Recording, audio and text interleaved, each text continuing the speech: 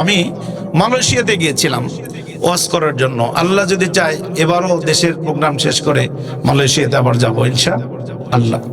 তো সেখানে আমাকে একটা সাবজেক্টই দেওয়া হয়েছিল যে education is the backbone of a nation, it's not correct, but also ইসলামী education is the backbone of a nation.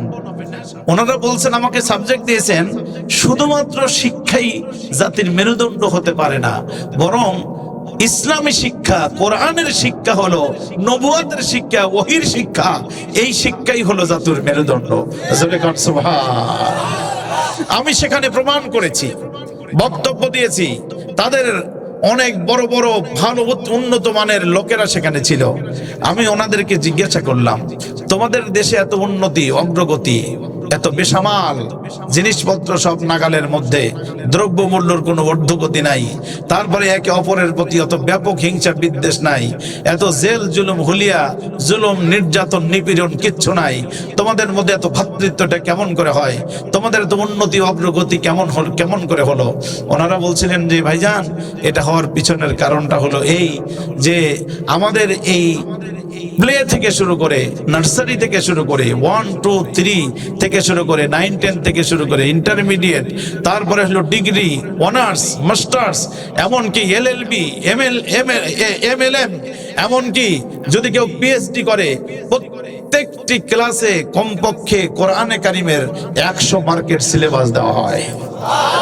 যার কারণে আমাদের দেশে যখন যে ডাক্তার হয়, একদিকে সে হয় ডাক্তার, অন্যদিকে হয় কোরআনের মুফাসসির। আরো জোরে আওয়াজ করে কোন সুবহানাল্লাহ। আমাদের দেশে যখন ইঞ্জিনিয়ার হয়, ও একদিকে হয় ইঞ্জিনিয়ার, অন্যদিকে হয় কোরআনের মুফাসসির।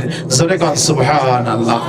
বলল যে এই কারণে ওই মানুষটা কোরআন পড়তে থাকে, তারপরে ওর শিক্ষা ব্যবস্থা পড়তে থাকে, কোরআনটা পড়তে পড়তে ওর ভিতরের হৃদয়টা এত আল্লাহর ভয় তৈরি হয়ে যায়, ওই ব্যক্তি তার চেয়ারে বসে 2 পয়সার দুর্নীতি তো দূরের কথা, 2 টাকার অনিয়ম করে না। সুবহানাল্লাহ। সম্মানিত হাজিরিন, আজকেও আমরা সে বিষয়টি জানতে চাই যে আল্লাহর নামের বিশ্ববিদ্যালয়ে বিশ্বনবী স্থাপন করলেন। বিশ্বনবী প্রথম যে বিশ্ববিদ্যালয় স্থাপন করলেন, ওই বিশ্ববিদ্যালয়ের নাম হলো জামিয়াতুস সুফফায়ে নববী। এই যে ফুরকানিয়া মাদ্রাসা, এই যে হাফিজিয়া মাদ্রাসা, এই যে কওমিয়া মাদ্রাসা, এই যে দাখিল আলিম মাদ্রাসা, এই যে আলিয়া মাদ্রাসা, এগুলো কোন মাদ্রাসারই প্রতিষ্ঠাতা সাধারণ কেউ না। এগুলো প্রত্যেকটি মাদ্রাসার প্রতিষ্ঠাতা হলেন আমার বিশ্বনবী মুহাম্মদুর রাসূলুল্লাহ।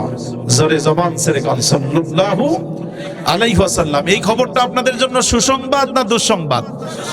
আপনাদের জন্য সুসংবাদ। এই কারণে খামারুল্লাহপাড়া, মধ্যপাড়া, ফুরকানিয়া মাদ্রাসা এটা সাধারণ কারোর তৈরি করা মাদ্রাসা না।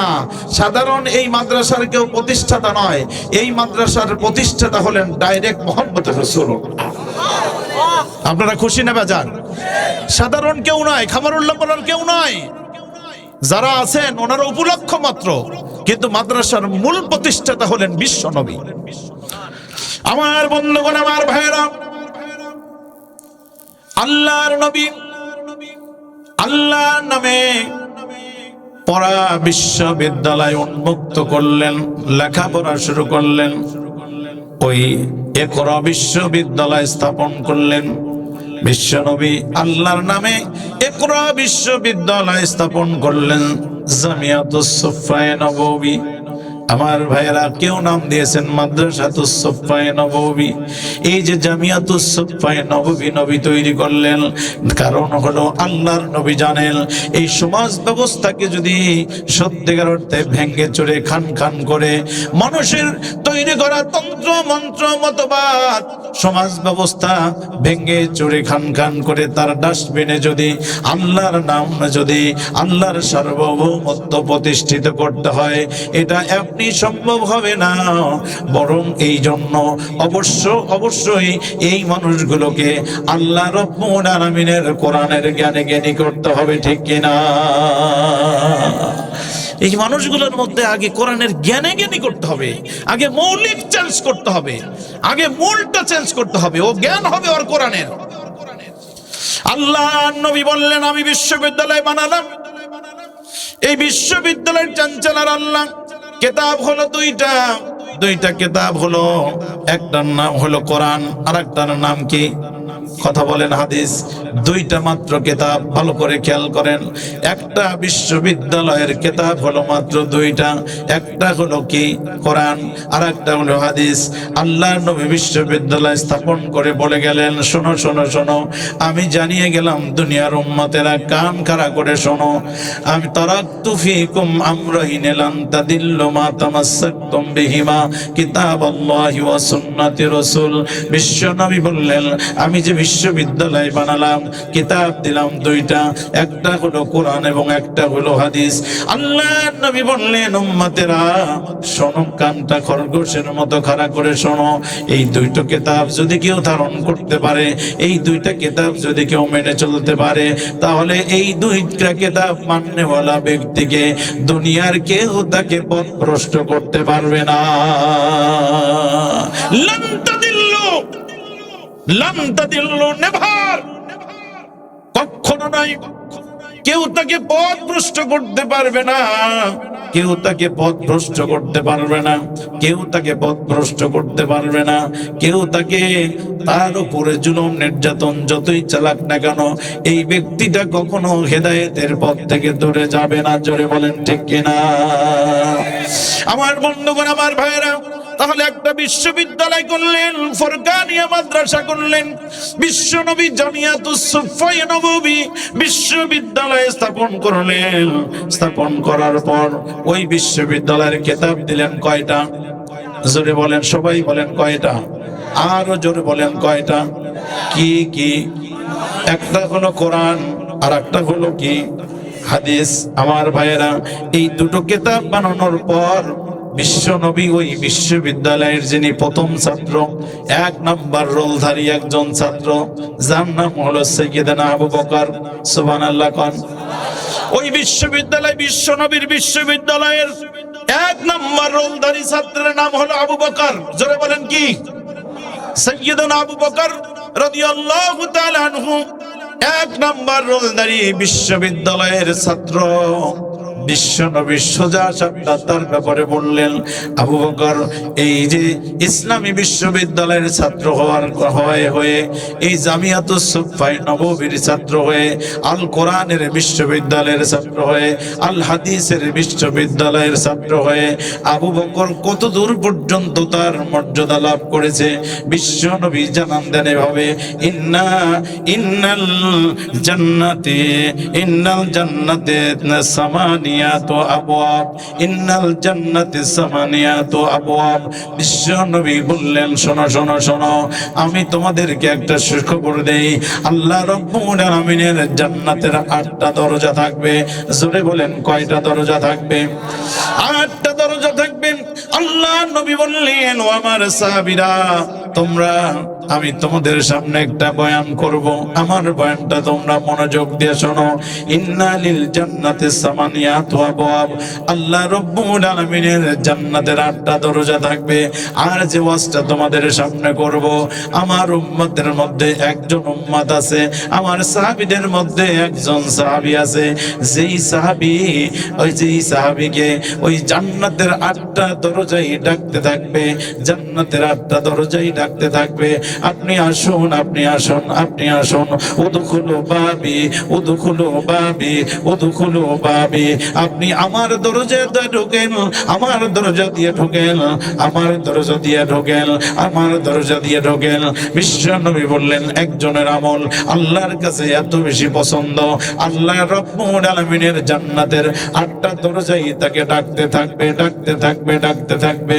আমার বন্ধুগণ, সাহাবীরা জিজ্ঞাসা করলেন, ইয়া রাসূলুল্লাহ, ইয়া হাবিবাল্লাহ, ইয়া রাসূলুল্লাহ, ইয়া হাবিবাল্লাহ, আল্লাহর জান্নাতের 8টা দরজা যাকে ডাকতে থাকবে আপনি দয়া করে বলুন, প্লিজ টেল মি, দ্রুত বলুন, as soon as possible ইয়া রাসূলুল্লাহ।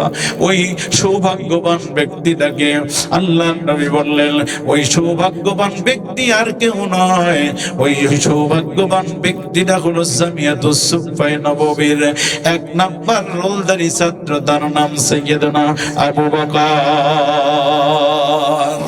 লিল্লাহি তাকবীর। আমার বন্ধুগণ, আমার ভাইরা, হযরত আবু বকর, বিশ্ব নবী বলেন আরহামু উম্মতি বিউম্মতি আবু বকর। 1 নাম্বার রোলদারি ছাত্রের ঘটনা বলতে গিয়ে বিশ্ব নবী বললেন, আমার উম্মতের মধ্যে, আমার সকল উম্মতের মধ্যে, আমার সাহাবীদের মধ্যে, আমার সকল উম্মতের মধ্যে সবচাইতে নরম দিলের সাহাবী হলেন আমার প্রিয় আবু বকর। জোরে জোরে কন্যা সুবহানাল্লাহ। আমার বন্ধুগণ, বিশ্ব নবীর ইন্তেকালের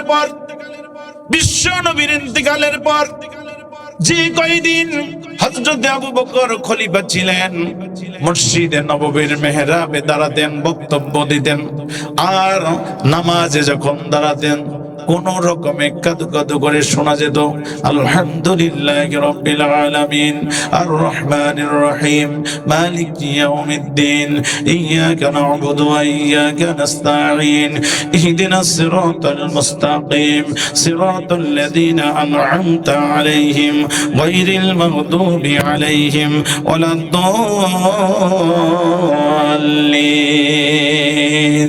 জোরে জোরে পড়েন আমিন। আমার বিশ্ব নবী বলে নাই রকিবুল কলবে সারিউল বুকা, আমার প্রিয় আমার আবু বকর, আমার জামিয়াতুস সুফফায়ে নববীর 1 নাম্বার রোলদারি ছাত্র, তার অবস্থাটা কি শোনো, তার অবস্থা কি শোনো। তিনি হলেন রকিবুল কলব, তার হৃদয়টা হলো অত্যন্ত নরম, অত্যন্ত নরম, তার হৃদয়টা অত্যন্ত নরম। তিনি হলেন দিলদরিয়া, নরম দিলদরিয়া সাহাবী। আল্লাহর নবী পরের শব্দ বলেন সারিউল বুকা। আমার আবু বকর নামাজে দাঁড়িয়ে ঠিক থাকতে পারতেন না, সারিউল বুকা, শুধু কাঁদতেন আর কাঁদতেন আর কাঁদতেন। জোরে জোরে কন্যা সুবহানাল্লাহ। মসজিদে নববীর মেহরাবে দাঁড়িয়ে বিশ্ব নবী যেখানে ইমামতি করতেন ওই জায়গায় তিনি দাঁড়াতেন, নামাজের জন্য দাঁড়াতেন, সূরা ফাতিহা তেলাওয়াত করতেন। এত কাঁদতেন, কাঁদতে কাঁদতে কাঁদতে কাঁদতে শোনা যেত না, এইভাবে কান্নাকাটি শুরু করেছেন আমার ভাইরা, আমার বন্ধুগণ। এই জন্য বিশ্ব নবী বলে 1 নাম্বার রোলদারি ছাত্রটাকে আমি অনেক পছন্দ করি। জোরে বলেন আল্লাহু আকবার। আমার ভাইয়েরা, আল্লাহর নবী বলেন লাউ কুনতু মুত্তাখিদান খলিলান গায়রা রাব্বি লাত্তাখাযতু আবু বকর। সিল্লা পড়েন না আল্লাহু আকবার। আল্লাহর নবী বলেন পৃথিবীর মধ্যে আমি যদি কাউকে বন্ধু বানাতাম তাহলে আমার সেই বন্ধু হতো আবু বকর। পৃথিবীর মধ্যে আমি যদি কাউকে বন্ধু বানাতাম, ভালো করে কথাটা ধরেন, আল্লাহর নবী নিজেই বলছেন এই পৃথিবীর মধ্যে আমি যদি কাউকে বন্ধু বানাতাম তাহলে আমার সেই বন্ধু হতো আবু বকর, তাহলে সেই বন্ধু হতো আবু বকর। কিন্তু আমি দুনিয়ার মধ্যে কাউকে বন্ধু বানাতে পারি নাই, এই কারণে আমার আসল বন্ধু হলো আমার আল্লাহ। সুবহানাল্লাহ। তাহলে বিশ্ব নবীর আসল বন্ধুকে আমার ভাইরা, এই জন্য বিশ্ব নবীর ইন্তিকালের সময় আল্লাহর নবী মৃত্যুবরণ যখন করবেন, ওফাত যখন হবে নবীর, আমার ভাইরা একটা হাত এরকম করে মৃত্যু যন্ত্রণার জন্য হাতগুলো এরকম সরিয়ে দেন, আবার দুটো হাত আবার নিয়ে আসেন, আবার দুটো হাত সরিয়ে দেন, আবার দুটো হাত সামনের দিকে নিয়ে আসেন। এইরকম করে করে আল্লাহর নবী আমার আম্মা জান আয়েশাকে বললেন, আয়েশা রে ইন্না লিল মাউতি সাকরা, ও আয়েশা মরণের যন্ত্রণা বড় কঠিন যন্ত্রণা, মরণের যন্ত্রণা বড় কঠিন যন্ত্রণা, মরণের যন্ত্রণা বড় কঠিন যন্ত্রণা। ও আয়েশা মরণের যন্ত্রণা বড় কঠিন যন্ত্রণা, এরকম করে বলতেছিলেন। আর সর্বশেষ তিনি সাহাবীদেরকে ডেকে বললেন আসসালাত আসসালাত আসসালাত ওয়া মা মালাকাত আইমানুকুম।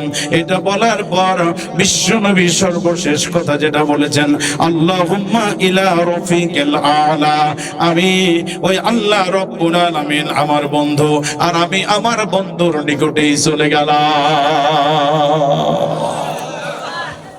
আল্লাহর নবী নিজে কাঁদতে কাঁদতে অস্থির হয়ে যাচ্ছিলেন আর বললেন, আল্লাহুম্মা ইলা রফিকিল আলা, আমি আমার ওই বন্ধুর কাছে চলে গেলাম। এই জন্য আমার ভাইরা, এই বিশ্ববিদ্যালয়ের ছাত্র হলেন হযরতে আবু বকর। আমার ভাইরা, এই খামারুল্লাহ পড়ার ছাত্রদেরকে আমরা আবু বকরের উত্তরসূরি বানাতে চাই। কি বলেন আপনারা? এই ফুরকানিয়া মাদ্রাসার ছাত্রদেরকে আমরা বানাতে চাই, আবু বকরের চরিত্রে চরিত্রবান বানাতে চাই। রাজি আছেন কি আপনারা আমার বন্ধুগণ? কারণ ওই মাদ্রাসার প্রতিষ্ঠাতা হলেন নবী, আবার এই মাদ্রাসার প্রতিষ্ঠাতা হলেন বিশ্ব নবী। ওই মাদ্রাসা থেকে যদি আবু বকর তৈরি হয়, এই মাদ্রাসা থেকে এক একজন আবু বকরের উত্তরসূরি তৈরি হতে পারে কিনা? আমার বন্ধুগণ, আমার ভাইরা, ওই যে বিশ্ববিদ্যালয়, ইকরা বিসমি রাব্বিকাল্লাযী খলাক, আল্লাহর নামে বিশ্ববিদ্যালয়ের দ্বিতীয় রোলধারী ছাত্রের নাম হলো হযরতে ওমর, সাইয়্যিদুনা ওমর রাদিয়াল্লাহু তাআলা আনহু। বিশ্ব নবীর জন্য দোয়া করলেন আল্লাহর কাছে। আল্লাহর নবী দোয়া করে বলছেন, আল্লাহুম্মা আইজিল ইসলাম বিহাব্বির রাজুলাইনি ইলাইক, আবু জাহিল ইবনে হিশাম আও ওমর ইবনে আল খাত্তাব।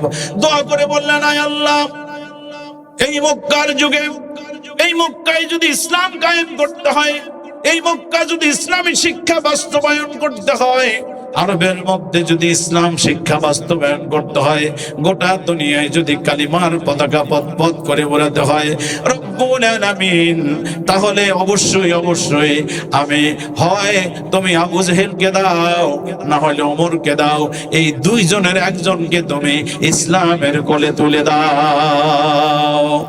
আমার বন্ধুগণ দোয়া করলেন, এই দোয়া এমন ভাবে ফুলে গেল। আমার ভাইরা, বিশ্বনবীর একান্ত প্রিয় সাহাবী হযরতে ওমর রাদিয়াল্লাহু তাআলা আনহুকে আমার ভাইরা বিশ্বনবী দোয়া করে বললেন, ও আমার প্রিয় নবী দোয়া করলেন, আল্লাহ, হয় আবু বকরকে দাও না ওমরকে দাও, হয় আবু জেহেলকে দাও না ওমরকে দাও। আল্লাহ রাব্বুল আলামিন দুইজনের মধ্যে কাকে পছন্দ করেছেন?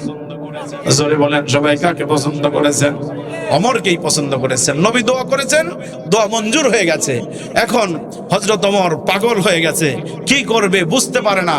ওই দারুণ দোয়া বৈঠক হয়েছে, আপনারা জানেন, ছোট্ট করে বলছি। ওই দারুণ দোয়া বৈঠকে খবর হলো যে মুহাম্মদের কল্লা কাটিয়ে আনতে পারবে তাকে এই পুরস্কার দেওয়া হবে। আপনারা জানেন, হযরত কেউ পারে নাই। হযরত ওমর রাঙ্গা তরবারি নিয়ে দাঁড়িয়ে বলল, আমি আছি। আবু জেহেল সহ সবাই খুশি। ওমর আজকে খেপে গেছে, ওমর খেপেছে। ওমর খেপে রওনা হয়েছে রাস্তায়। ধরেন খামারুল্লাহপাড়া বাজার পর্যন্ত গেছে, নবীর বাড়িতে যাবে, দারুলার কামে যাবে, নবীকে হত্যা করতে, কল্লা কাটতে। ইতিমধ্যে একজন সাহাবীর সাথে দেখা। ওমর, কোথায় যাও, এত রাগ কেন? একটা বর্ণনায় দেখেছি, ওই সাহাবী নও মুসলিম সাহাবী, তার হাতে একটা ছাগল ছিল। ওই ছাগলটাকে হাত থেকে ছুঁড়ে গেছে। ছুঁড়ে যাওয়ার পরে বলছে যে মুহাম্মদের মাথা তো কাটবা, আগে আমার এই ছাগলটা ধরে দাও। কিন্তু ছাগলটা ছিল খুব দুষ্ট প্রকৃতির। ওই ছাগলকে সহজে ধরা যায় না, এরকম ছাগল আছে না, এদিক যায় ওদিক যায়, এই করে সেই করে, একদম দৌড়ে দৌড়ে ওমর একেবারে ক্লান্ত হয়ে গেছেন। আসলে ওই সাহাবীর দৃষ্টিটা ছিল যে ওই লোকটার মন মেজাজকে, ওমরের মেজাজটাকে কিছুটা ঘুরিয়ে দেওয়া।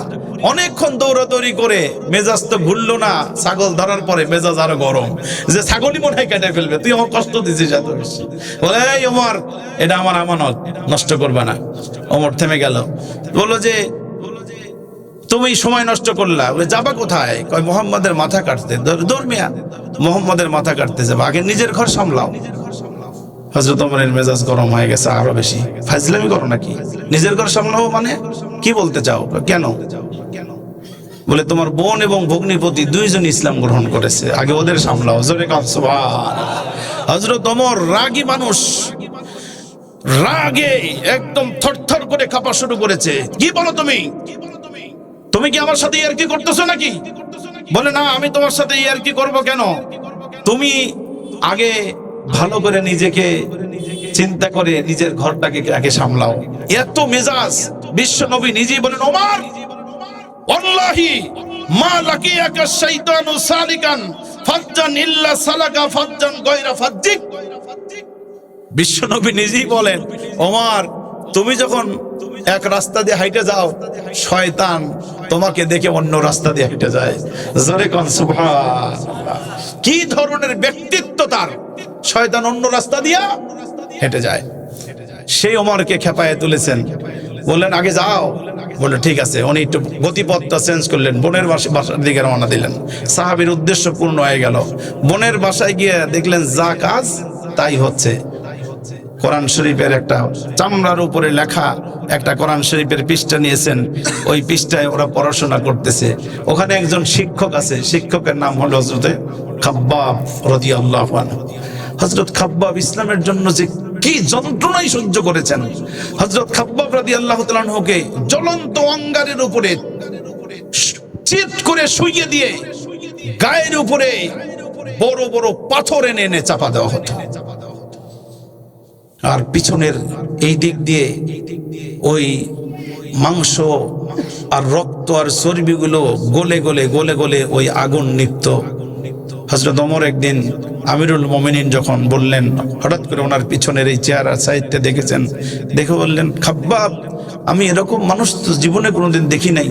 কোমরটা একদম পিঠের সাথে লেগে গিয়েছে, পেটের সাথে পিঠটা লাগানো, আর তোমার পিঠের মধ্যে এরকম বড় বড় গর্ত কিসের? হযরত খাব্বাব চোখের পানি ছেড়ে দিলেন। হযরত খাব্বাব চোখের পানি ছেড়ে দিলেন। চোখের পানি ছেড়ে দিয়ে বললেন, হে আমিরুল মুমিনিন, আমি যখন প্রথম যুগে ইসলাম গ্রহণ করেছি, কাফেররা আমাকে ধরে নিয়ে যেত, নিয়ে উত্তপ্ত বালিকা রাশির মধ্যে আমাকে শুয়ে দিত, আর সেইখানে বড় বড় আগুনের সেই অঙ্গার নিয়ে এসে ওই অঙ্গার গুলোর উপরে আমাকে চিৎ করে শুয়ে দিত। চিৎ করে শুয়ে দেওয়ার পরে আমার গায়ে বড় পাথর যখন চাপা দিত, ওই পাথর চাপা দেওয়ার কারণে ওই অঙ্গারগুলো আমার শরীরের মধ্যে বিঁধে যেত, আর আমার শরীরের রক্ত আর চর্বিগুলো গলে গলে গলে গলে ওই আগুন নিভে যেত। এরপরও কাফেররা আমাকে ছেড়ে দেয় নাই। হযরত ওমর কেঁদে ফেললেন। আরে মানুষ এত কষ্ট দিতে পারে! আমার বন্ধুগণ, সেই সাইয়েদনা খাব্বাব রাদিয়াল্লাহু তাআলা আনহু তিনি ছিলেন ওই জায়গায় শিক্ষা দিচ্ছিলেন বোন ফাতেমা এবং তার স্বামীকে কোরআন শিক্ষা দিচ্ছিলেন। হযরত ওমর দরজায় গিয়ে করাঘাত করেছেন এবং শুনতেও পেয়েছেন ওনারা কি যেন তেলাওয়াত করে, কোরআন তেলাওয়াত করে। শোনার পর হযরত ওমর দরজা করাঘাত করলেন। বোন বুঝতে পেরেছে, হারে এ তো ওমর চলে এসেছে, পাগলা ওমর, কে তাকে ঠেকাবে? বোন এসে দরজা খুলে দিয়েছে। দরজা খোলার পর দরজা দিয়ে ঢুকেছে, গিয়ে সর্বপ্রথম ভগ্নিপতি সাঈদ ইবনে ওমরকে ধরেছেন, এমন মারা মেরেছেন, মারতে মারতে জমিনের উপর ফেলে দিয়েছেন, একদম তাকে মেরেই ফেলবে। আমার বন্ধুগণ, দুনিয়ার একটা নিয়ম আছে, কোন স্ত্রীর সামনে যদি কোন স্বামীকে মারা হয়, স্ত্রী সহ্য করতে পারে না, পারুক আর না পারুক সামনে এসে স্বামীকে বাঁচানোর চেষ্টা করে। কথা বলে চেষ্টা করে। আহারে কত কষ্ট করে স্ত্রীরা, এমন ভাবে চেষ্টা করলো, চেষ্টা করে ফাতেমা গিয়ে দাঁড়ালো সামনে, দাঁড়িয়ে বলল, ও আমার ভাই, শুনে রাখো, তুমি লোকটাকে মেরে ফেলবে নাকি?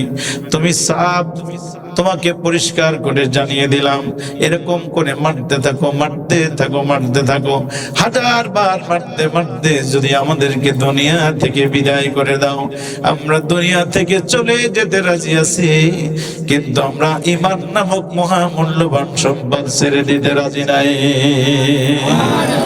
মারো! এ কথা শুনে হযরত ওমর আরো অগ্নিশর্মা হয়ে গেলেন, চপেটাঘাত শুরু করলেন। একটা দুইটা চপেটাঘাত দেওয়ার সঙ্গে সঙ্গে বোন ফাতেমার গালটা একদম লালে লাল টকটকে হয়ে গেল, রক্ত পড়া শুরু করেছে। আর তার বোনে হযরত ওমরের বোন ফাতেমার এই ঠোঁটটা পেটে রক্ত ভরা শুরু করেছে। এরকম ভাবে রক্ত পড়ছে। বোন এই জায়গায় রক্তের জায়গায় হাত দিলেন, হাতটা নিয়ে এরকম করে বললেন, ও ভাই ওমর শোনো, তুমিও খাত্তাবের পুত্র ওমর, আমিও খাত্তাবের মেয়ে ফাতিমা।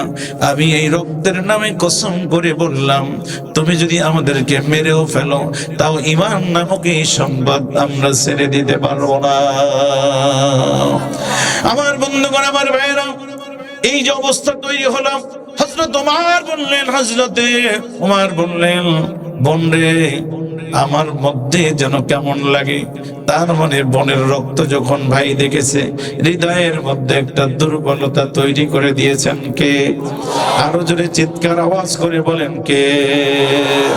আল্লাহ তার মনের মধ্যে পরিবর্তন দিয়েছেন।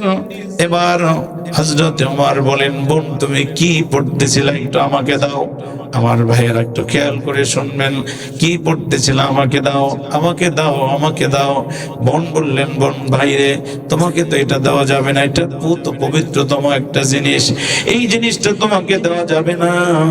তার কারণ তিনি বললেন, ইন্নাহু লাকুরআনুন কারীম ফি কিতাবিম মাকনুন ওয়ালা ইয়ামাসসুহু ইল্লাল মুতাহহারুন। বোন বললেন, বোনে, এটা তো মহাগ্রন্থ কোরআনে কারীম। এই কোরআনে কারীম হলো একটা পবিত্রতম জিনিস, এই জিনিসটা পবিত্রতা ছাড়া পড়া যাবে না, অপবিত্র অবস্থায় তুমি স্পর্শ করতে পারবে না। ও তোমার বলেন, আমার হৃদয়ের মধ্যে এমন একটা ঝড় তৈরি হয়ে গেল। আমি বোনকে তখন বললাম, ইয়া উখদি, ও আমার প্রিয় বোন, আইনা মুহাম্মদ, আইনা মুহাম্মদ, আইনা মুহাম্মদ। ও বোন, আইনা মুহাম্মদ, মুহাম্মদ কোথায়, মুহাম্মদ কোথায়? একটু জোরে সরে বলা যাবে কি সুবহানাল্লাহ? বন্যে মুহাম্মদ কোথায়, নিয়ে চল। আমি তো আর টিকতে পারি না, আমি তো পাগল হয়ে গেলাম, নিয়ে চল মুহাম্মদের কাছে। আল্লাহু আকবার। আমার বন্ধুগণ, হযরত ওমর রওনা হলেন, একের পর এক রওনা হয়েছেন। সাথে হযরত খাব্বাব, সাথে রয়েছেন বোন ফাতিমা তার স্বামী, তিনজন সাথে রওনা হইলেন। তরবারি এখনো ফেলে দেয় নাই। দারুল আরকামের মধ্যে ঢুকেছেন। দারুল আরকামের মধ্যে ঢোকার সঙ্গে সঙ্গে আমার ভাইয়েরা কাছাকাছি যখন গিয়েছেন, সাহাবীরা বললেন, ইয়া রাসূলুল্লাহ, ওই যে ওমর আসছে, ওমর আসছে, ওমর, আপনি একটু পালিয়ে যান, আমরা ওমরের সাথে তরবারি দিয়ে যুদ্ধ করব। বিশ্ব নবীর আপন চাচা, কলিজার টুকরা হযরতে আমির হামজা রাদিয়াল্লাহু তাআলা আনহু, তিনি বললেন, ইয়া রাসূলুল্লাহ, আপনি চলে যান, আপনি চলে যান। ওমরের তরবারিও কম যায় না, ওমরের তরবারি যেমন কম যায় না, আমি মুত্তালিবের পুত্র আমির হামজার তরবারিও তো কম যায় না। সবাই জানে কুস্তিগির হিসেবে ওমর ফার্স্ট, কিন্তু আমির হামজা তো কম নয়। আমির হামজা হলো আসাদুল্লাহ, আল্লাহর সিংহ। আল্লাহু আকবার বলেন। তিনি নিজে বললেন, আমার তরবারিও কম যায় না, ইয়া রাসূলুল্লাহ, আপনি একটু লুকিয়ে যান, আপনি পালিয়ে যান। ওমরের তরবারির সামনে আমার তরবারি যথেষ্ট, আজকে মোকাবেলা করব ওমরকে। বিশ্বনবী বললেন, আমার সাহাবীরা, প্রিয় সাহাবীরা, ইজলিস, তোমরা বসো, তোমরা বসো, তোমরা রাস্তা করে দাও, রাস্তা করে দাও। আমার আজকে একটা কথা মনে হচ্ছে, ওই যে আমি ইসলামের প্রথম যুগে আমি তাহাজ্জুদের নামাজ দোয়া করেছিলাম, আল্লাহুম্মা ইসিল ইসলাম বিহাব্বির রাজুলাইন ইলাইক। ও আল্লাহ, আমি দুইজনের একজনকে ইসলামের জন্য চাই, হয় আবু জেহেলকে দাও, নাই ওমরকে দাও। দুইজনের মধ্যে তুমি যাকে ভালোবাসো তাকেই দাও গো আল্লাহ। আজকে আমার কাছে মনে হচ্ছে সাহাবীরা আসছে, দাও। আজকে আমার কাছে মনে হচ্ছে ওমর আসছে, ওমর আসছে, ওমর আসছে। কিন্তু কোন রকম ওমর এখানে কোন ধরনের অন্যায় আচরণ তো দূরের কথা, আজকে আমার কাছে মনে হয়েছে আমার সেই দোয়া আল্লাহর আরশে আল্লাহ কবুল করে নিয়েছেন। আজকে আমার এই মুহূর্তে মনে হচ্ছে ইসলামের কোলে ওমর নামে একটা নতুন সূর্য উদিত হয়ে যাবে।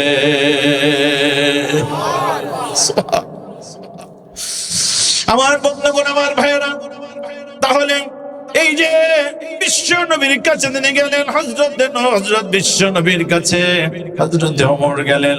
ওমর যাওয়ার পর এবার ঘোষণা করলেন, কোনো কথা নাই। বিশ্ব নবীর চেহারার সাথে চেহারা একবার জাস্ট পড়েছে, পড়ানোর সাথে সাথে বিশ্ব নবী একটা তাবাসসুম হাসি দিয়েছে, একটা মুস্কি হাসি। হযরত ওমর বলেন, বিশ্ব নবীর এই মুস্কি হাসি আমার গোটা জগতের চাইতে সেরা পুরস্কার হয়ে গেছে। বিশ্ব নবীর মুস্কি হাসি, গোটা আরো আকাশের চাঁদ যেন লুকিয়ে যায় নবীর হাসি দেখে। হযরত ওমর বলেন, আমি পাগল হয়ে গেলাম, আমি উন্মাদ হয়ে গেছি। আরে মুহাম্মদ ইবনে আব্দুল্লাহকে তো আমি শত্রুতার কারণে এত কাছ থেকে কোনোদিন দেখি নাই। এ কি হাসি, কি হাসি, কি হাসি! আকাশের চন্দ্র তো দূরের কথা, বিশ্ব নবীর এই হাসি দেখলে আকাশের সূর্যটাও যেন লুকিয়ে যায়। হযরত ওমর বলেন, আমি অস্থির হয়ে গেলাম, আমি উন্মাদ হয়ে গেলাম। আর নবীর কাছে জাস্ট আমি দাঁড়িয়ে আমার মনের অজান্তেই বলে ফেললাম, আশহাদু আন্নাকা রাসূলুল্লাহ, আশহাদু আন্নাকা রাসূলুল্লাহ, আশহাদু আন্নাকা রাসূলুল্লাহ। ও নবী, আমি সাক্ষ্য দিয়ে বলছি, আমি সাক্ষ্য দিয়ে বলছি আপনি আল্লাহর রাসূল ছাড়া আর কিচ্ছু নয়। বিশ্ব নবী বললেন, ওমর তাহলে দেরি করো কেন, তাড়াতাড়ি করে বলো ঈমানের কালিমা, লা ইলাহা ইল্লাল্লাহু মুহাম্মাদুর রাসূলুল্লাহ। আমার ভাইরা, সেই হযরত ওমর আসলেন, আসার পর তিনি মিছিল করেছেন। ওই জায়গায় আল্লাহু আকবার ধ্বনি দিয়ে তিনি বিশ্ব নবীকে বললেন, নবী আপনাকে আমি প্রশ্ন করব, আলাসনা আলাল হক, আমরা কি সত্যের উপরে নাই, আমরা কি হকের উপর নাই? নবী বললেন, ওমর রে বালা, অবশ্যই আমরা হকের উপরে আছি। বলে, ইয়া রাসূলুল্লাহ ফাফিমাল ইখতাফা, তাহলে আর দেরি করেন কেন? এখন থেকে আর গোপনে নয়, এখন থেকে ইসলামের দাওয়াত চলবে প্রকাশ্যে। একটু জোরে আওয়াজ তুলে বলুন মারহাবা। এখন থেকে প্রকাশ্যে। হযরত ওমর বিশ্ব নবীকে বললেন, নবী এখন থেকে প্রকাশ্যে হবে। নবী বললেন, ওমর আস্তে আস্তে আস্তে, এটা মাক্কি চোখ, একটু আস্তে। হযরত ওমর চোখের পানি ফেলে দিলেন, বলে, ইয়া রাসূলুল্লাহ আপনি তো জানেন আমি তো খাত্তাবের পুত্র ওমর, আমার তো আস্তে আস্তে সয় না, আমি আস্তে আস্তে সহ্য করতে পারি না। আমি এখন একটা কাবার প্রান্তরে মিছিল নিয়ে গিয়ে আমরা সিজদা দিয়া আল্লাহর শুকর আদায় করতে চাই। ইয়া রাসূলুল্লাহ, ওমর ইসলাম গ্রহণ করেছে, আর গোপনে কেন, প্রকাশ্যে চলবে। আমার ভাইরা, আমার বন্ধুগণ, হযরত বিশ্ব নবীর পারমিশন নিলেন, 11 জন সাহাবীকে 2 কাতারে দিলেন। 2 কাতারে দিয়ে এক কাতারের নেতা বানালেন নবীর চাচা আমির হামজাকে, আর এক কাতারের নেতা হযরত ওমর নিজেই হয়ে গেলেন। হযরত ওমর সেই জায়গায় একটা বক্তব্য দিয়েছিলেন। আমার ভাইয়েরা, বক্তব্য জানলেন লম্বা বক্তব্য করতে হয় না, ছোট্ট একটা বক্তব্য গোটা দুনিয়াকে তাক লাগিয়ে দিয়েছে। হযরত ওমর আঙ্গুল তুলে বললেন, আমি এক লাইনের একটা বক্তব্য দিতে চাই। মান আরাদা আন তাসকুলা উম্মুহু ওয়া ইয়াতামা ওয়ালাদু তানমিজা জাওজাতুহু। জোরে পড়েন আল্লাহু আকবার। হযরত ওমর সোজা সাপটা দাঁড়িয়ে গিয়ে বললেন, কে ব্যক্তি, কোন ব্যক্তি আছে তার মায়ের কোলটা খালি করতে যাও? কার এত বড় সাধ্য আছে যার নিজের সন্তানটাকে এতিম বানাতে চাও? কার এত সাধ্য আছে নিজের স্ত্রীটাকে বিধবা বানাতে চাও? কে আছো, কে আছো? ফালিয়া সুদ্দানি, ফালিয়া সুদ্দানি, ফালিয়া সুদ্দানি। তাহলে আসো আসো, কারোর বাপের বেটার কলিজা তোকে যদি থাকে তাহলে ওমরের মিছিলের সামনে বাধা দাও। হযরত ওমরের এমন একটা বক্তব্য গোটা জগৎকে আনন্দিত উদ্দীলিত করেছে। হযরত ওমর সেদিন এই বক্তব্যের পরে যখন মিছিল করেছেন লিল্লাহে তাকবীর আল্লাহু আকবার বলে, ওই মিছিল দারুল আরকাম থেকে গিয়ে বাইতুল্লাহ শরীফের কাছে গিয়ে সাহাবীরা সেখানে দাঁড়িয়েছেন, সাহাবীরা সিজদায় পড়ে গেছেন ওমরের নেতৃত্বে। সেদিনও আল্লাহু আকবারের এই মিছিল থামাতে পারে নাই।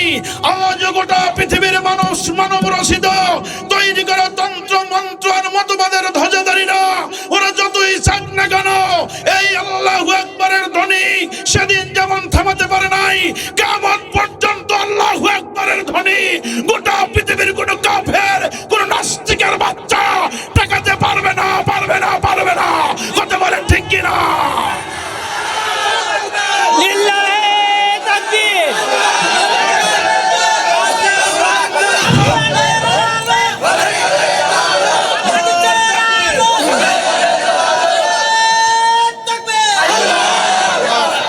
আজকে দুঃখজনক হলো সত্য, সেই ইসলামী আন্দোলনই হলো ওই নাস্তিক্যবাদীর ধ্বজাধারীরা, আধিপত্যবাদ আর সাম্রাজ্যবাদের কার্ল মার্কস, হেগেল, মাওসেতুংয়ের ওই নাস্তিক্যবাদের মূল টার্গেট হলো ইসলাম এবং ইসলামী আন্দোলন। কথা বলেন ঠিক কিনা? এটা তো আমার কথা নয়, এটা তো আমার বাপের পৈতৃক সম্পত্তি নয়।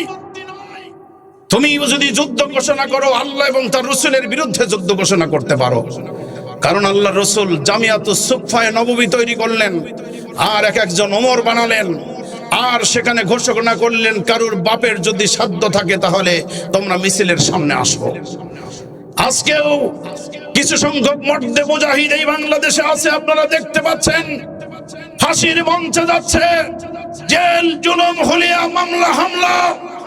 বিশ্বনন্দিত মুফাসসিরে কোরআনের কাছে প্রস্তাব পাঠানো হয়েছিল, আপনি এই আদর্শের দলকে বাদ দিয়ে নতুন একটা দল খুলবেন, যাবতীয় সমস্ত রকমের সুযোগ সুবিধা আপনাকে দেওয়া হবে, কারাগার থেকে আপনাকে বের করা হবে, আপনাকে মুক্ত করে দেওয়া হবে। তিনি বলেছিলেন, না, আমি সেই বিশ্বনন্দিত মুফাসসিরে কোরআন, আমি সেই আল্লামা সাঈদী। আমার সব সময় স্লোগান ছিল, বিড়ালের মতো 500 বছর বেঁচে থেকে কোনো লাভ নাই, সিংহের মতো 1 ঘন্টা বাঁচতে চাই। কথা বলেন ঠিক কিনা? সিংহের মতো 1 ঘন্টা বেঁচে থাকতে চায় মুসলমান, বিড়ালের মতো 500 বছর বেঁচে থাকার কোনো ফায়দা নাই। সেদিন তিনি আপোষ করেন নাই। আজকে কিয়ামত পর্যন্ত ইসলামী আন্দোলনের নেতারা জুলুম নির্যাতন যতই আসুক না কেন, ইসলাম থেকে মুহূর্তের জন্য আমাদেরকে আলাদা করা যাবে, কোরআন থেকে আমাদেরকে আলাদা করা যাবে, বিশ্বনবীর আদর্শ থেকে আলাদা করা যাবে। তাহলে বিশ্বনবী যে বিশ্ববিদ্যালয়ের ভাইস চ্যান্সেলর, ওই বিশ্ববিদ্যালয়ের 2 নম্বর ছাত্র হলেন কে? হযরত ওমর। নবী মেরাজে গিয়েছেন, মেরাজে গিয়ে জান্নাত জাহান্নাম দেখলেন। জান্নাত দেখতে গিয়েছেন, সেখানে জান্নাতের ভিতরে ঢুকেই কিছু দূর সামনে গিয়ে ডান দিকে দেখে একটা বিশাল সুসজ্জিত বাড়ি, বিশাল সুসজ্জিত একটা বাড়ি। বিশ্বনবী চিন্তা করছেন, আরে জান্নাতের মধ্যে এত সুন্দর করে চমৎকার করে এই বাড়িটা কার জন্য বানানো হয়েছে? বিশ্বনবী গেটের দিকে তাকালেন, ওখানে লেখা আছে দারুল ওমর, এটা হলো সাইয়েদনা ওমরের বাড়ি। সুবহানাল্লাহ, সাইয়েদনা ওমরের বাড়ি। বিশ্বনবী বলেন, আমার মনের মধ্যে বড় শখ হয়ে গেল, আমি ওমরের বাড়িতে ঢুকবো, ওমরের বাড়িটা আমি দেখে যাব। গেট পর্যন্ত গিয়েছি, কিন্তু তারপরে আমার মনে হলো না, ওমর তো হলো আমার বড় ব্যক্তিত্ব সম্পন্ন সাহাবী, আমি তার অনুমতি ছাড়া, তার পারমিশন ছাড়া আমি কেমনে তার বাড়িতে ঢুকি? জোরে কন্যা সুবহানাল্লাহ। এই ওয়াজ যখন মেরাজ থেকে এসে বিশ্ব নবী যখন করতেছিলেন, আর হযরত ওমর পাশ থেকে বসে কাঁদতে কাঁদতে অস্থির হয়ে যাচ্ছিলেন, আহারে আহারে, ইয়া রাসূলুল্লাহ, ইয়া হাবিবাল্লাহ, আপনি যদি জান্নাতের ওই বাড়িটাতে আপনার কদম মোবারক ফেলে দিতেন, ওই বাড়িটা আমার জন্য উন্মুক্ত হয়ে যেত। জোরে গান সুবহানাল্লাহ। আমার ভাই এবং বন্ধুগণ, তাহলে দ্বিতীয় রোলধারী ছাত্র যিনি, ওই ছাত্রের আদর্শ মানা দরকার আছে না নাই? আমাদের বর্তমান যুবকদের সবচেয়ে বড় আইডল হলো নায়ক, নায়িকা, খেলোয়াড়, নর্তকী, এই সমস্তরা, ঠিক কিনা?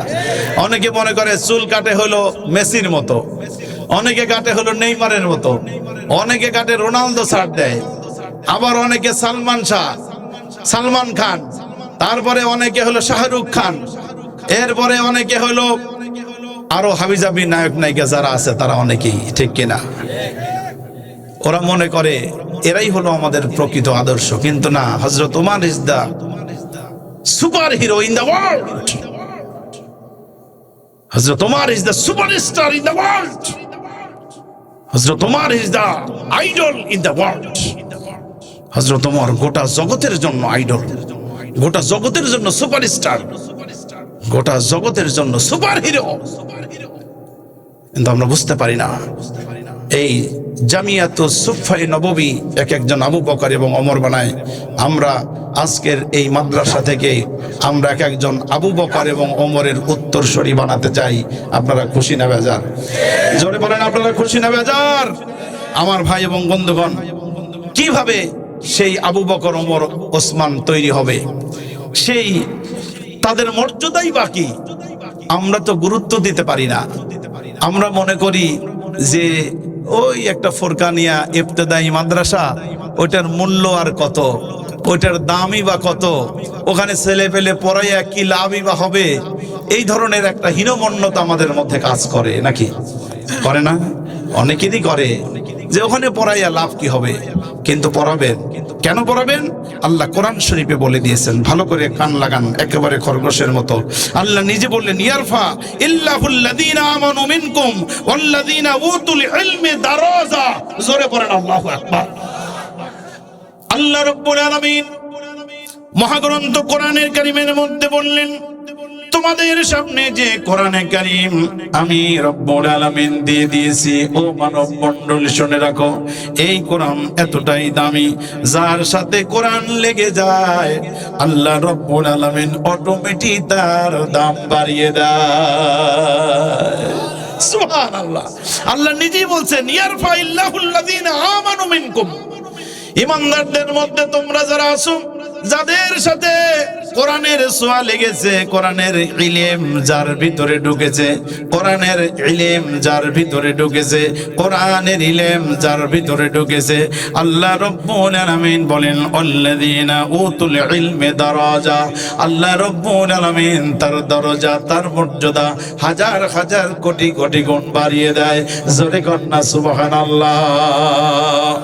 আমার বন্ধুগণ, আমার ভাইয়েরা, এই যে আপনারা দেখেন, ওই গ্রামের সবচাইতে একজন গরিব মানুষ আব্দুল্লাহ, আব্দুর রহমান, আব্দুল কুদ্দুস, তার একটা সন্তান একেবারে ছোট্ট, 6-7 বছর, 8 বছর বয়স, 8 বছর 10 বছরের মধ্যে একটা বাচ্চা হাফেজ হয়ে যায়। কথা বলেন, পৃথিবীর মধ্যে আর কি ধর্মীয় গ্রন্থ নাই? আছে। হিন্দুদের ধর্মীয় গ্রন্থর নাম শ্রীমতী ভগবতী গীতা, অনেকের বেদ, অনেকের বাইবেল, অনেকের ওল্ড টেস্টামেন্ট, অনেকের নিউ টেস্টামেন্ট, জেন্দাবেস্তা, তালমুদ, দিগে নিকায়া, কত ধর্মীয় গ্রন্থ, ত্রিপিটক, অসংখ্য ধর্মীয় গ্রন্থ আছে। কোন ধর্মীয় গ্রন্থের কি একটা হাফেজ দেখাইতে পারবেন? দেখাইতে পারবেন? বর্তমান ওয়াইসির রিপোর্ট অনুযায়ী পৃথিবীর, সমগ্র পৃথিবীর মধ্যে হাফেজের সংখ্যা 6 কোটি ছাড়িয়েছে। আপনারা শুনলে আরো খুশি হবেন, তার মধ্যে শুধু বাংলাদেশে বর্তমান হাফেজের সংখ্যা 25 লক্ষেরও বেশি।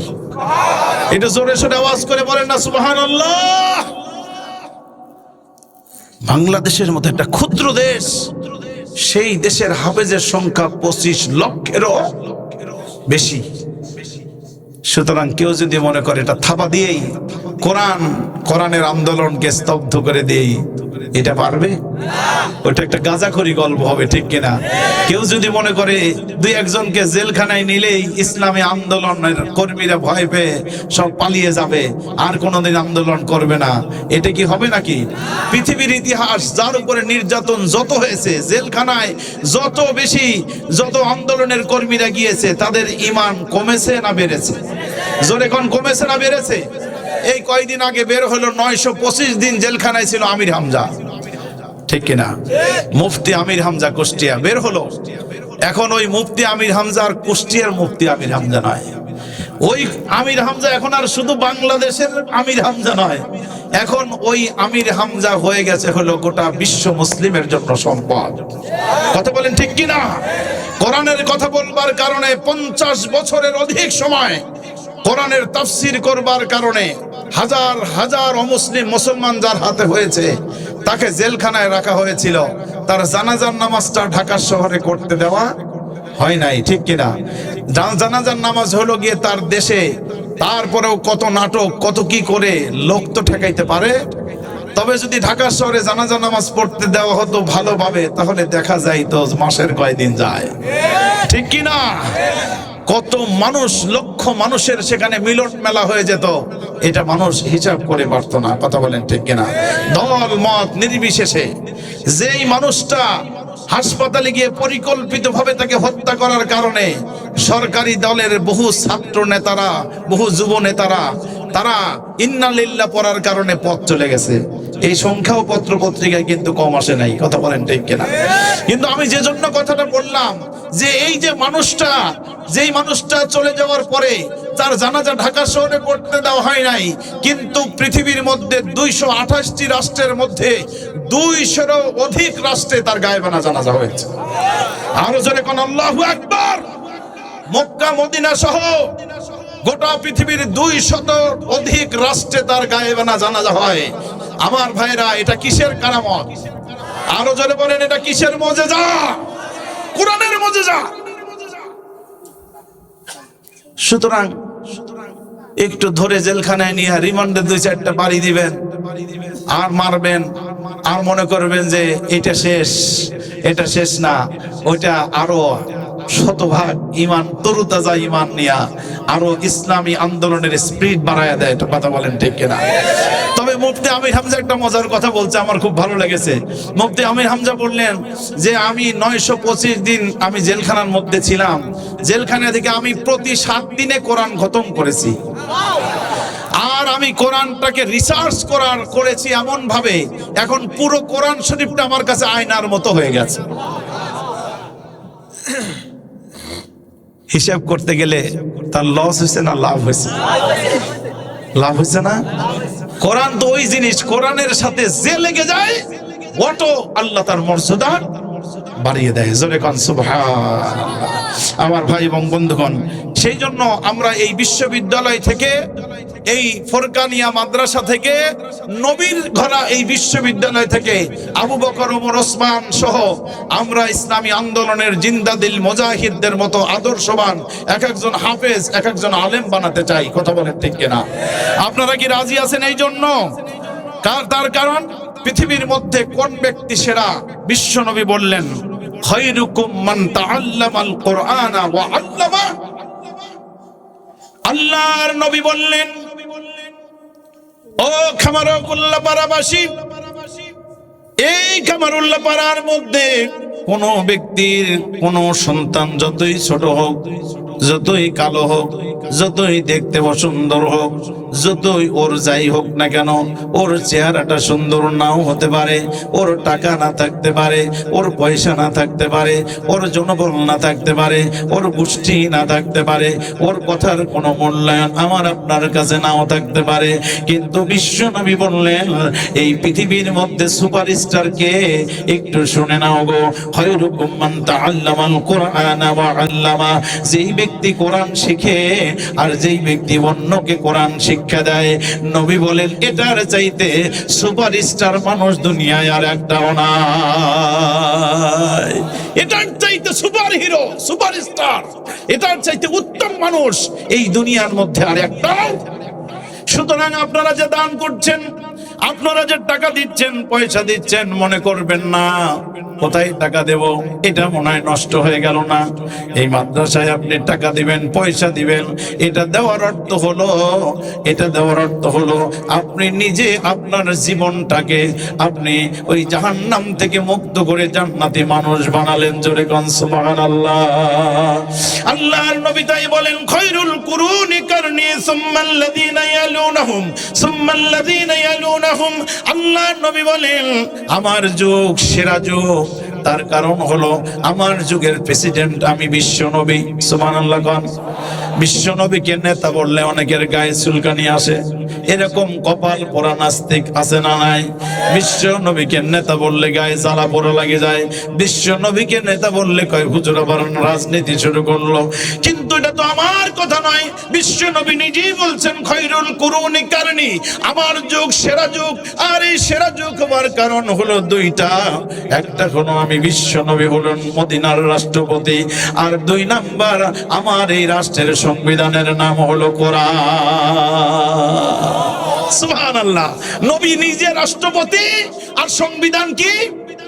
আরো চিল্লা বলেন কিতাবটার নাম কি? আমার ভাইরা, আমরা আজকে এই কথাই বারবার বলছি, এই জন্য আমরা রাজাকার, এই জন্য আমরা মৌলবাদ, এই জন্য আমরা যুদ্ধাপরাধী, এই জন্য আমরা সন্ত্রাসবাদ, এই জন্য নাকি আমরা জঙ্গিবাদ। আমার বন্ধুগণ, আমার ভাইরা, আমার বন্ধুগণ, কোরআনে কারিমে নামাজের কথা আছে, ওই নামাজ আপনি কোরআন অনুযায়ী পড়েন, আপনার কোনো সমস্যা নাই। রোজা কোরআনের মধ্যে আছে না নাই? রোজা আপনি কোরআন অনুযায়ী রাখেন, তাও তো কোনো অসুবিধা নাই। এরপরে যাকাত আপনি কোরআনের বিধান অনুযায়ী দেন, সেটাও আপনার সমস্যা নাই। কিন্তু যখন আমরা বলি এই রাষ্ট্র ব্যবস্থার মূলনীতি হবে কোরআন, এটা বলার সাথে সাথে অনেকের জ্বর এসে যায়, ঠিক কিনা? আমরা যদি বলি আল্লাহর আইন চাই, কোরআনের শাসন চাই, তাহলে সঙ্গে সঙ্গে আপনার ব্যথা শুরু হয়ে যায়, জ্বর শুরু হয়ে যায়। প্যারাসিটামল না দিয়া কাজ হয় না, আপনাকে হায়ার অ্যান্টিবায়োটিক দিতে হয়। তার মানে এটা আপনি বুঝুন, আল্লাহ রাব্বুল আলামিন কোরআনে বললেন আফাতুমিনুনা বিবাদিল কিতাব ওয়া তাকফুরুনা বিবাদ। কোরআনের কিছু অংশ মানবে আর কিছু অংশ মানবে না। আল্লাহ নিজেই বলেন তোমার চাইতে মুনাফিক দুনিয়ায় আর একটাও নাই। তার মানে আপনি কোরআনের নামাজ মানেন, কোরআনের রোজা মানেন, কোরআনের হজ মানেন, কোরআনের যাকাত মানেন, কিন্তু কোরআনের রাষ্ট্র ব্যবস্থা মানেন না। তার মানে আপনি মুনাফিক। চিল্লা বলেন কথা কার? সবাই জোরে জোরে আওয়াজ করে বলেন কথা কার? এটা স্পষ্ট জিনিস, তো কোন ঝামেলা তো নাই। কোরআনের আপনি নামাজ মানেন, কোরআনের আপনি রোজা মানেন, কোরআনের আপনি যাকাত মানেন, কোরআনের আপনি হজ মানেন, কোরআন অনুযায়ী আপনি ঈমান চেনেন।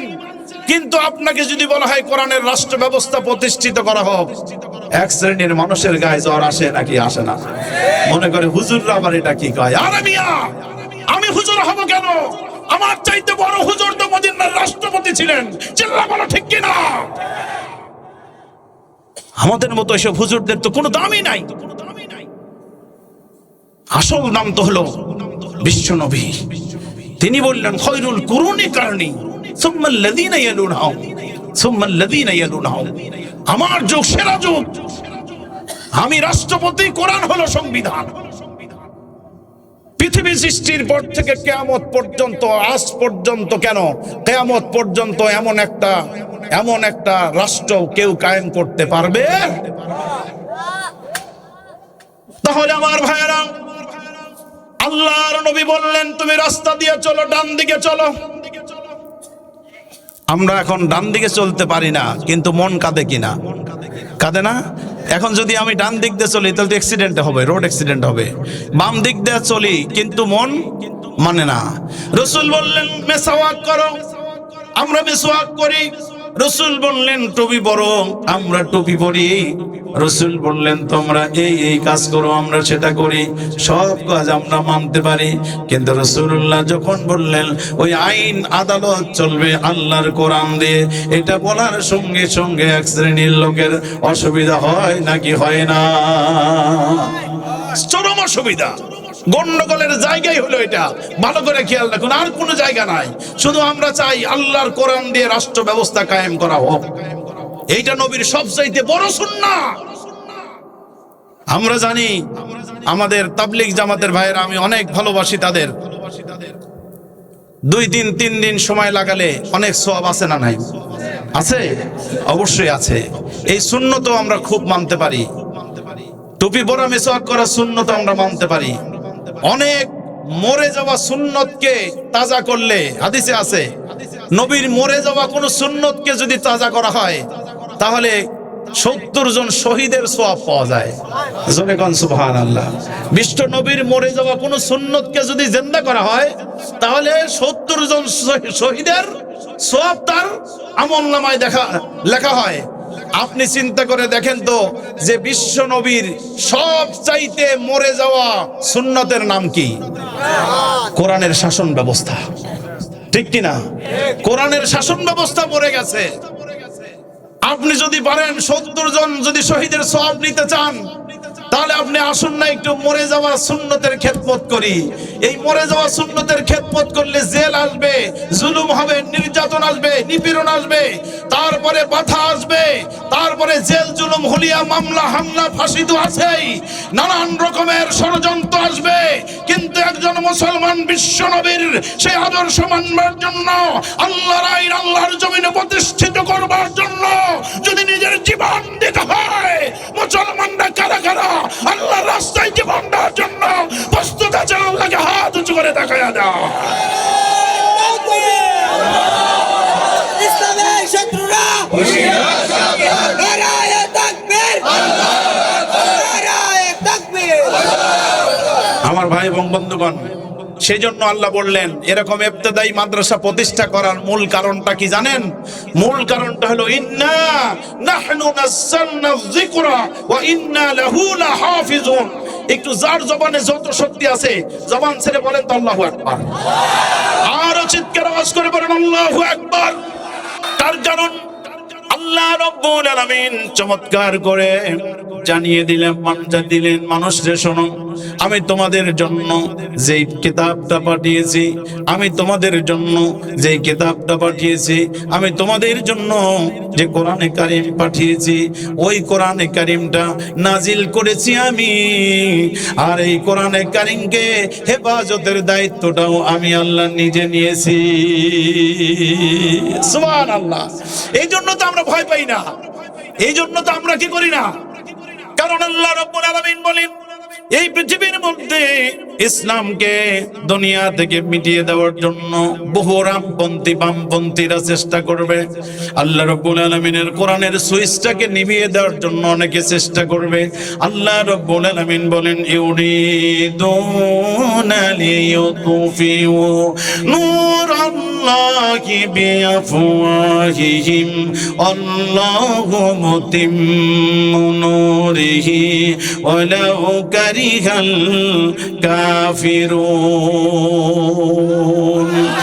আল্লাহ রাব্বুল আলামিন বললেন আমার এই কোরআনের জ্যোতি, আমার ইসলামের জ্যোতি, আমার ইসলামী আন্দোলনের এই বাতিকে যদি তোমরা নিভিয়ে দিতে চাও, আল্লাহ নিজে চ্যালেঞ্জ করে দিচ্ছেন, তোমরা যদি মুখের ফুৎকার দিয়ে এর বাতি যদি নিভিয়ে দিতে চাও, আল্লাহ বলেন পারবে না, পারবে না, পারবে না, কখনো তুমি পারবে না। তার কারণ হলো আমি আল্লাহ রাব্বুল আলামিন এই কালেমার বাতিটাকে আমি কিয়ামত পর্যন্ত প্রজ্বলিত রাখবই। ওয়ালাউ কারিহাল কাফিরুন। এতে ওই কাফেরদের, নাস্তিকদের গায়ের উপর যতই জ্বালা পোড়া হোক না কেন, আল্লাহ রাব্বুল আলামিন বলেন এক মুহূর্তের জন্য আমার নূরটাকে কেউ নিভিয়ে দিতে পারবে না। তার কারণ হলো এই নূর, এই কোরআনে কারিমের সুইচটা হলো স্বয়ং আল্লাহ রাব্বুল আলামিন নিজে নিয়ন্ত্রণ করেন, ঠিক কিনা? এবার যদি যুদ্ধ করতে হয় আর আলো যদি নিভিয়ে দিতে হয়, তাহলে তো যার কাছে সুইচ তার সাথে যুদ্ধ করো। কি খবর? আমাদের সাথে জ্ঞান, আমরা তো ওই মালিকের তাবেদারি করি, আমরা তো মালিকের গোলামি করি, আমরা তো মালিকের দাসত্ব করি, আমরা তো মালিকের কামলা, আমরা মালিকের দাস, আমরা মালিকের কেনা গোলাম। কথা কত না, ঠিক কিনা? আমার সাথে তোমার যুদ্ধ কেন? তুমি যদি কোরআনের আলোটাকে নিভিয়ে দিতে চাও, তুমি যদি ইসলামের আলোকে নিভিয়ে দিতে চাও, তাহলে ইসলামের সুইচটা যার হাতে আছে তার সাথে যুদ্ধ করো। কেন নমরুদ তো যুদ্ধ করেছিল, নমরুদ কি যুদ্ধ করে নাই? ইব্রাহিম রে বলে, ইব্রাহিম বলো তো দেখি তোমার রবকে। ইব্রাহিম আলাইহিস সালাম বললেন আমার রব হলো আল্লাহ। কয় এই মিয়া আনা রব্বুকুমুল আলা, এই ইব্রাহিম আমি তো হলাম সেরা রব। বলে না, তুমি আমার রব নয়, আমার রব হলো আল্লাহ। কয় তাই যদি হয় তোমার সাথে ইব্রাহিম আমি যুদ্ধ করব না, আমি যুদ্ধ করতে চাই, আমি যুদ্ধ করতে চাই তোমার রবের সাথে। এবার হযরতে ইব্রাহিম বলেন, বুঝতে পেরেছি পাগলের মাথা খারাপ হয়েছে। কি হয়েছে? পাগলের মাথা খারাপ হয়েছে। আমার বন্ধুগণ, আমার ভাইয়েরা, তারপরেও সে চেষ্টা করেছিল কিছু সংখ্যক, তখন তো বিমান রকেট কিছুই ছিল না, তারপরেও কিছু সংখ্যক ওই যে কি বলে শকুন, শকুন আছে না, শকুন অনেক দূর উপরে উঠতে পারে, এদেরকে কিছু তীর ধনুক দিয়া ওই উপরের দিকে পাঠাইছে। ওরা গিয়ে গিয়ে তীরগুলো মারে।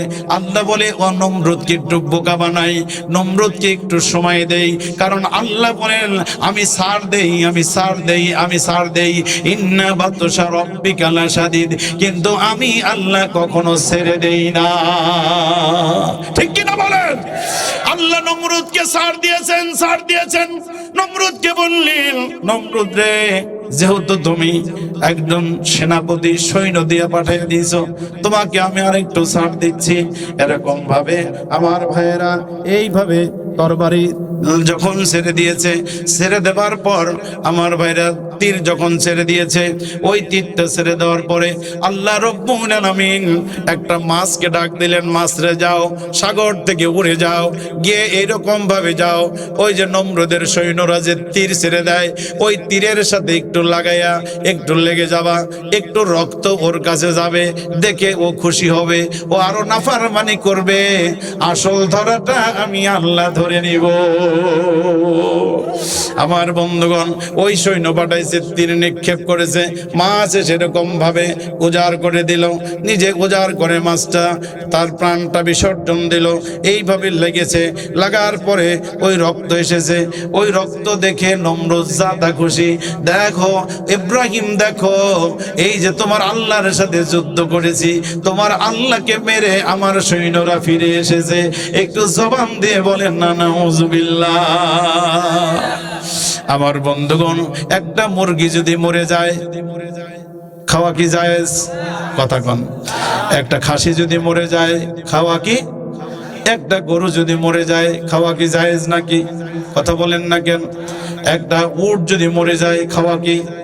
কোনো প্রাণী যদি মরে যায় খাওয়া কি জায়েজ আছে?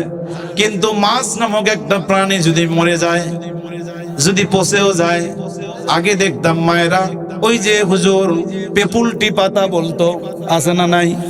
এলাকার মানুষ সেনাদের কথা, মা বলতো এই পচা মাছটাও ফেলানো যাবে না, অভাবে সংসার, ওই পেপুলটি পাতা দিয়া পচা মাছটা রান্না করে খাওয়াইতো মা। ওই আসল ভাজা মাছের চাইতে এই পেপুলটি পাতা দিয়া পচা মাছটার স্বাদ আরো বেড়ে যেত। ঠিক কিনা? কথা বলেন ঠিক কিনা? এই যে মাছ একটা আল্লাহর জন্য ত্যাগ স্বীকার করেছে, আল্লাহু আকবার। এই জন্য মাছকে আল্লাহ এত বড় পুরস্কার দিয়েছেন, আল্লাহু আকবার।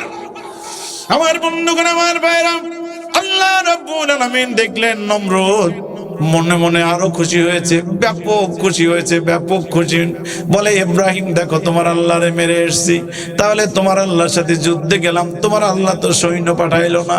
কয় দাঁড়াও দাঁড়াও, আমার আল্লাহর সৈন্য আসবে।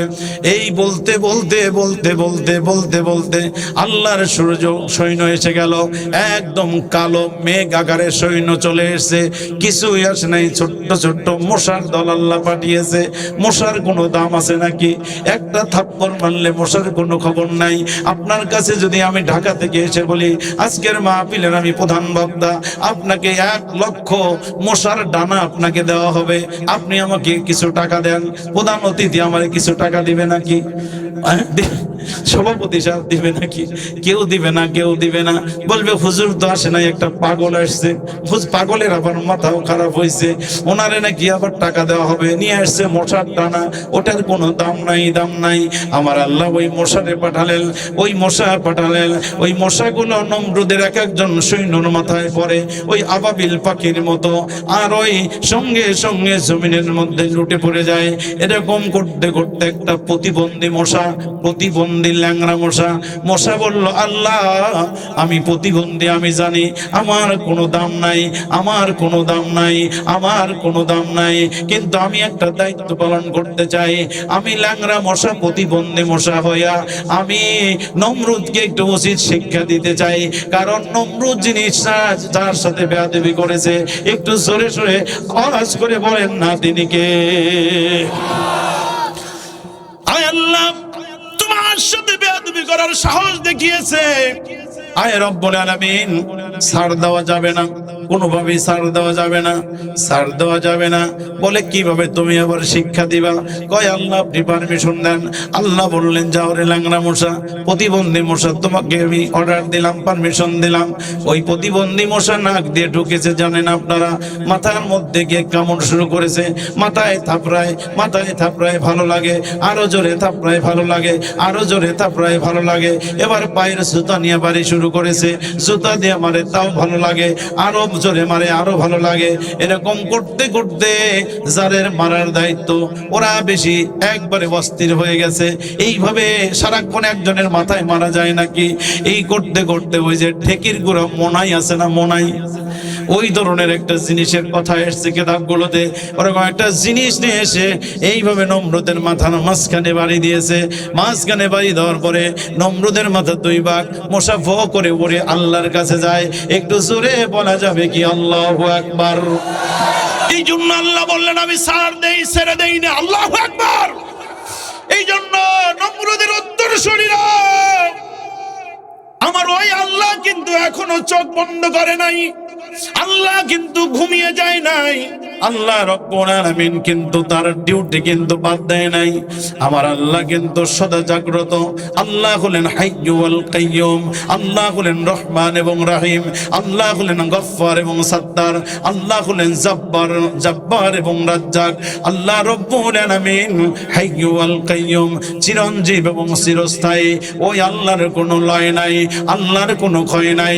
আল্লাহ রাব্বুল আলামিন বললেন ও দুনিয়ার মানুষ রে শোনো, আজ যদি নমরুদের মতো উত্তরসূরি হয়ে কেউ বেয়াদবি করে, ইন্না বাতশা রাব্বিকা লাশাদীদ, আমি আল্লাহ ওরে এমন ভাবে ধরবো, ওকে ধরতে ধরতে ওকে দুনিয়া থেকে বিদায় করে দেব, আও টেরও পাবে না। আমি আল্লাহ একজনকে বারবার ধরি না, আমি আল্লাহ শুধু একবার করে ধরি। কথা বলেন ঠিক কিনা? আল্লাহ বলেন একবার ধরি, আমি একবার, আর খালি সুযোগ দেই, সুযোগ দেই, সুযোগ দেই। আমি যখন ধরি একবার ধরি, ধরার পরে আর ছাড়ি না। আল্লাহু আকবার। আমার বন্ধুগণ, আমার ভাইরা, এই জন্য রব্বুল আলামিন বললেন যে কোরআনে কারীম তোমাদের কাছে দিয়েছি, এটা সংরক্ষণের দায়িত্বটাও আমি নিয়েছি। এই ফরকানিয়া মাদ্রাসায় হাফেজ সাহেবকে পড়ানো হয়, ঠিক কিনা বলেন? ওই হাফেজের মর্যাদাটা তো কিছু বোঝেন না, আমরাও তো বুঝি না। এই রাস্তা দিয়ে হেঁটে যায়, আমরা গুরুত্ব দেই না। কয়টা টাকা চাইলে মন খারাপ হয়, মাদ্রাসাটা চলে নাকি চলে না খোঁজ খবর নিতে পারি না। অবশ্য খামারুল্লাহ পড়া এরকম না, অনেক জায়গায় এরকম আছে। আপনারা হলেন আল্লাহর এক একজন ওলি, এক একজন বুজুর্গ, আপনারা মাদ্রাসাকে অনেক ভালোবাসেন, আপনাদের প্রতি আমার সম্মান এবং শ্রদ্ধার কোনো ঘাটতি নাই।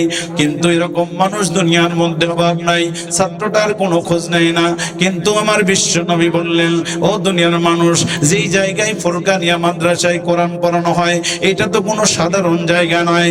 এই জায়গা থেকে যে ছেলেটা কোরআন শিখবে, সেই ছেলেটা ধীরে ধীরে নাজেরা পড়বে, ওই ছেলেটা হাফেজ কোরআন হবে, ওই ছেলেটা কোরআনের সৈনিক হবে, ওই ছেলেটা কোরআনের মুফাসসির হবে, ওই ছেলেটা হাদিসের মুহাদ্দিস হবে, ওই ছেলেটা ইসলামী আন্দোলনের অগ্রসেনানী হয়ে ভূমিকা পালন করবে। তুমি জানো কি এই লোকটার জন্য কি পুরস্কার আল্লাহ রেখে দিয়েছেন? বিশ্ব নবী সুন্দর করে জানান দেন, ক্বালান নবী সাল্লাল্লাহু আলাইহি ওয়াসাল্লাম, ইন্নাল কুরআনা ইয়ালকা সাহিবুহু ইয়াওমাল কিয়ামা হাল তা'রিফুনি। একটু জবান ছেড়ে বলেন না আল্লাহু আকবার। ওই যাবার পরম শ্রেষ্ঠপদ ছোট ভাই আব্দুল কুদ্দুস সিরাজি, ও যে ব্যাপক সেই আখিরাতের হাসরের মাঠের বর্ণনা দিচ্ছিলেন। ওই দিনটা বড় কঠিন দিন হয়ে যাবে, সূর্য মাথার নিকটে জমিন তামা। বলেছে কি বলে নাই? কথা বলেন, এত কঠিন হবে দিনটা, কঠিন হবে দিনটা, কঠিন হবে দিনটা। কেউ কারোর জন্য আসবে না বলেছে, মা আসবে না ছেলের কাছে, ছেলে যাবে না মায়ের কাছে, ভাই যাবে না ভাইয়ের কাছে, কেউ কাউকে রক্ষা করবে না। আমার বন্ধুগণ, এই সময় কঠিন পরিস্থিতির মধ্যে একটা জিনিস আপনার কাছে ছুটে যাবে, আপনার কাছে ছুটে যাবে। খেয়াল করুন ভালো করে, কোন জিনিসটা ছুটে যাবে? বিশ্বনবী বললেন, ইন্নাল কোরআন ইয়ালকা সাহিবহু ইয়াউমাল কিয়ামা। এই কোরআনে কারীম ওই সাহিবে কোরআন, কোরআনের হাফেজ, কোরআনের এক একজন নুরানি নাজেরা পড়া, কোরআনের মুফাসসির মুহাদ্দিস, কোরআনের সৈনিক, কোরআনের কর্মী, কোরআনে কারীমকে যে মহব্বত করে ওই লোকটার জন্য ছুটে যাবে। ছুটে গিয়ে কোরআনে কারীম ওই ইয়াউমাল কিয়ামতে এরকম সামনে গিয়ে দাঁড়াবে, সামনাসামনি গিয়ে দাঁড়াবে। হাল তারিফুনি, হাল তারিফুনি। এই কঠিন মাহশরের ময়দানে আমি আপনাকে জিজ্ঞাসা করছি, আপনি কি আমাকে চেনেন? সুবহানাল্লাহ বলেন। মনে করেন না এই মাদ্রাসায় কয়টা টাকা দেই, পয়সা দেই, বছরে বছরে মাহফিল করে যুবকেরা, কর্তৃপক্ষ, সেই জন্য বিরক্ত হয় না। ওই কোরআনে কারীম আপনার বাচ্চা, আপনার নাতি, আপনার ছোট্ট শিশু যে বড় হয়েছে, দুনিয়া থেকে বিদায় হয়েছে, কিয়ামতের মাহশরের ময়দানে এই কোরআনে কারীম যাবে। কোরআনে কারীম যাওয়ার পরে বলবে, হাল তারিফুনি, আপনি কি আমাকে চিনতে পেরেছেন নাকি? সে তখন বলবে, না আমি তো চিনতে পারি নাই। বলে, কেন? আমি তো আপনার বন্ধু। সে বলবে, কিসের বন্ধু? কামারুল্লাহ পাড়া স্কুলে পড়লাম, মাদ্রাসায় পড়লাম, হাফিজি পড়লাম, বিশ্ববিদ্যালয়ে পড়লাম, লেখাপড়া করলাম, ব্যবসা বাণিজ্য করলাম, চাকরি বাকরি করলাম, কিন্তু এরকম একটা সুন্দর বন্ধু তো আমার ছিল না। আগে বলো, আজকের এই কঠিন দিনে তুমি আমাকে বন্ধু হিসেবে পরিচয় দাও, আসলে তোমার পরিচয়টা কি? আমার ভাইয়েরা, ওই বন্ধু তখন বলবে, কেন কেন কেন চেনো না তুমি? আমি হলাম আনা সাহিবুকাল কোরআন, আমি হলাম তোমার সেই কলিজার টুকরা বন্ধু কোরআন। আমার বন্ধুগণ, নবী বলেন, আল্লাযী আসবাতুকা ফিল হাওয়াজিত ওয়া আসরতু লাইলাতিক। আমার ভাইরা, ওই বিশ্ব নবী বলেন, এই বন্ধু কোরআনটা তখন বলবে, আমার জন্য রাতে অনেক ঘুম কামাই করেছো, আমি তাহাজ্জুদে যাই নামাজে তুমি কোরআন তেলাওয়াত করে নামাজ পড়েছো, তারপরে রমজান মাসে তুমি ঘুমাও নাই, রমজান মাসে খাও নাই। আমার ভাইরা এরকম করে করে বলবে, আজকে আজকে তোমার জন্য আমি কোরআন, তোমার জন্য আমি সুপারিশকারী হয়ে গেলাম। ও বন্ধু, লা তাহজান ওয়া লা তাখাফ। তোর মতো নাস্তিক বিরোধিতা করে করবিটা কি? তোর মতো আধিপত্যবাদ, সাম্রাজ্যবাদ বিরোধিতা করে করবিটা কি? কোনো লাভ করতে পারবি না। দুনিয়ায় কয়দিন কষ্ট দিবি, এই কষ্টকে আমরা কষ্ট মনে করি না, আনন্দ মনে করি। কোনো কিছু তো করতে পারবি না। কিন্তু শুনে রাখ, এই কোরআন তখন বলবে, আমাদের কাছে বলবে, আনা সাহিবুকাল কোরআন। এরপরে ঘটনাটা কি বলবে? ওই কোরআন তার জন্য সুপারিশ করবে। এর মধ্যে আর একটা মজার ঘটনা ঘটে যাবে। বিশ্বনবী বলেন, ফায়ুতুল মুলকু বিয়ামিনি। আল্লাহ রাব্বুল আলামিন এই হাফিজে কোরআন, এই কোরআনের ছাত্র, এই কোরআনের শিক্ষকের হাতে জান্নাতের চাবিটা তুলে দিবে। জান্নাতের চাবি, জান্নাতের মালিক বানিয়ে দিবেন। ফায়ুতুল মুলক, জান্নাতের মালিক বানিয়ে দিবেন। এই জন্য নবী বলেন, ফায়ুতুল মুলকু বিয়ামিনি। এই ডান হাতে দিবেন জান্নাত, জান্নাতের রাজত্ব ডান হাতে দিবেন। আর ওয়াল খুলদু বিয়াসারি, আর বাম হাতে ওই যে জান্নাতে চিরদিন থাকবে, চিরদিন থাকবে, ওই জন্য একটা সার্টিফিকেট তার বাম হাতে দেওয়া হবে। আমার বন্ধুগণ, আপনার গ্রামের ছোট্ট মানুষটা, ওই যে বলছিলাম, ওর টাকা নাই, পয়সা নাই, কিচ্ছু নাই, বাড়ি নাই, গাড়ি নাই, ওর সম্মান নাই, ইজ্জত নাই, হাফিজি পড়ে, কোরআন পড়ে, কোরআনের আন্দোলন করে, দেখতে পারে না, কত রকমের কুচক্রি মহল নানান গুজবের কথা বলে, কতই জেলে গেল, কত কি হলো। কিন্তু আমার নবী বলছেন, শোনো শোনো, ওই ছেলেটাকে ডেকে না হবে, আসো আসো। ওই যে সঙ্গে সঙ্গে ফায়ুতুল মুলকু বিয়ামিনি, তাকে জান্নাতের বাদশাহী দেওয়া হবে। আর বাম হাতে ওই জান্নাতের বাদশাহ চিরস্থায়ী করবার জন্য একটা সার্টিফিকেট ধরাইয়া দিবে। সুবহানাল্লাহ। শুধু কি তাই নাকি? আল্লাহর নবী আরো বলেন, ওয়াইউদু রাসাহু তাজুন ওয়াকার। আল্লাহর রব্বুল আলামিন মাথার উপরে একটা নূরের তাজ পরাইয়া দিবেন। শুধু তাই নয়, আল্লাহ রব্বুল আলামিন তখন ডাকবেন, ওর মাথায় নূরের তাজ পরাইছো? হ্যাঁ পরাইছি। ফেরেশতাদেরকে বলবে, যাও যাও যাও, ওই যে হাফেজ সাহেবের বাপকে নিয়ে আসো, হাফেজ সাহেবের মাওকে নিয়ে আসো। হাফেজ সাহেবের বাপকে ডাকো, হাফেজ সাহেবের মাওকে ডাকো, আর ওই মাদ্রাসার দানবীরদের ডাকো, ডাকো ডাকো ডাকো ডাকো ডাকো ডাকো, নিয়ে আসো নিয়ে আসো। এই যে ওই ছেলেটার বরকতে তার মা এবং বাবা সহ তারা নিকট আত্মীয় যারা সাহায্য সহযোগিতা করেছে, ওদের কেউ সাথে সাথে তোমরা নূরের তাজ পরাইয়া দাও। সুবহানাল্লাহ। আজকে মর্যাদা দিচ্ছেন না তো কি হচ্ছে? এটার জন্য আমরা চিন্তা করি না, এটার জন্য আমরা চিন্তা করি না। তার কারণ বিশ্ব নবী বললেন, শোনো, ক্বালান নবী সাল্লাল্লাহু আলাইহি ওয়াসাল্লাম, ইন্না লিল্লাহি আহলিনা মিনান নাস। আল্লাহ বলেন, এই যে লোকগুলো আছে এখানে বসা, এই লোকগুলোর মধ্যে নবী বলেন আল্লাহর পরিবারের কিছু সদস্য আছে। বুঝে থাকলে দুই একজন সুবহানাল্লাহ কন, সবাই সুবহানাল্লাহ কন। আল্লাহর পরিবারের সদস্য দুনিয়ার কোনো প্রধান অতিথি, মাওলানা, কোনো মেম্বার, চেয়ারম্যান, কোনো মন্ত্রী, এমপি, কোনো প্রধানমন্ত্রী, এরকম কেউ না, কারোর পরিবারের সদস্য না। একজন মেম্বারের পরিবারের সদস্য হলে একটা সম্মান তার আছে না নাই? একটা চেয়ারম্যানের পরিবারের সদস্য হলে তার সম্মান আছে না নাই? একজন এমপির পরিবারের সদস্য হলে সম্মান আছে না নাই? একজন মন্ত্রীর পরিবারের সদস্য হলে সম্মান আছে না নাই? একজন প্রধানমন্ত্রীর পরিবারের সদস্য হলে সম্মান অনেক বেশি কিনা বলেন? কিন্তু নবী বললেন, ইন্না লিল্লাহি আহলিনা মিনান নাস। এ তো পাগল হয়ে যাওয়ার মতো কথা। ইন্না লিল্লাহি আহলিনা মিনান নাস। আল্লাহ নবী বললেন, ও দুনিয়ার মানুষ, শোনো শোনো শোনো, তোমাদের মধ্যে আল্লাহর পরিবারের কিছু সদস্য আছে। বিশ্ব নবী ঘোষণা করবার পর সাহাবীরা আশ্চর্য হয়ে গেলেন, আশ্চর্যজনিত হয়ে গেলেন, অ্যাস্ট্রোনাইজড হয়ে গেলেন। তাড়াতাড়ি বললেন, ইয়া রাসূলুল্লাহ, মান হুম ইয়া রাসূলুল্লাহ, ইয়া রাসূলুল্লাহ, দুনিয়ার মধ্যে আল্লাহর পরিবারের সদস্য আছে নাকি? বিশ্ব নবী বললেন, হ্যাঁ আছে আছে, দুনিয়ার মধ্যে আছে, আল্লাহর পরিবারের সদস্য আছে। দুনিয়ার মধ্যে আল্লাহর পরিবারের সদস্য কারা? সাহাবীরা জিজ্ঞাসা করলেন, মান হুম ইয়া রাসূলুল্লাহ, আল্লাহর পরিবারের সদস্য কারা? বিশ্ব নবী বললেন, আহলুল কোরআন ওয়া আহলুল্লাহি খাসাতান। যেই ব্যক্তিটা কোরআনের পরিবারের সদস্য, ওই ব্যক্তিটাই হলো আল্লাহর পরিবারের সদস্য। আর জোরে শুনে কোন সুবহানাল্লাহ। আহলুল কোরআন, যে ব্যক্তি কোরআনের পরিবারের সদস্য, এই কোরআনের পরিবারের সদস্যের মধ্যে এক নম্বর জায়গা হলো হাফেজে কোরআন। সুবহানাল্লাহ কোন। হাফেজে কোরআন যিনি, তিনি হলেন আল্লাহর পরিবারের এক নম্বর সদস্য।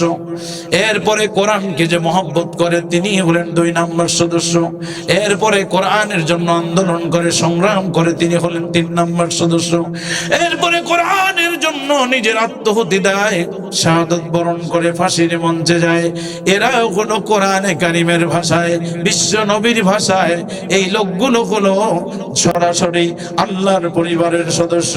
একটু আওয়াজ তুলে বলা যাবে কি সুবহানাল্লাহ? আমার বন্ধুগণ, আমার ভাইরা, বিশ্ব নবী আরো বললেন, হাফেজের মর্যাদা জানো না? টাকা দিবে না কেন মিয়া?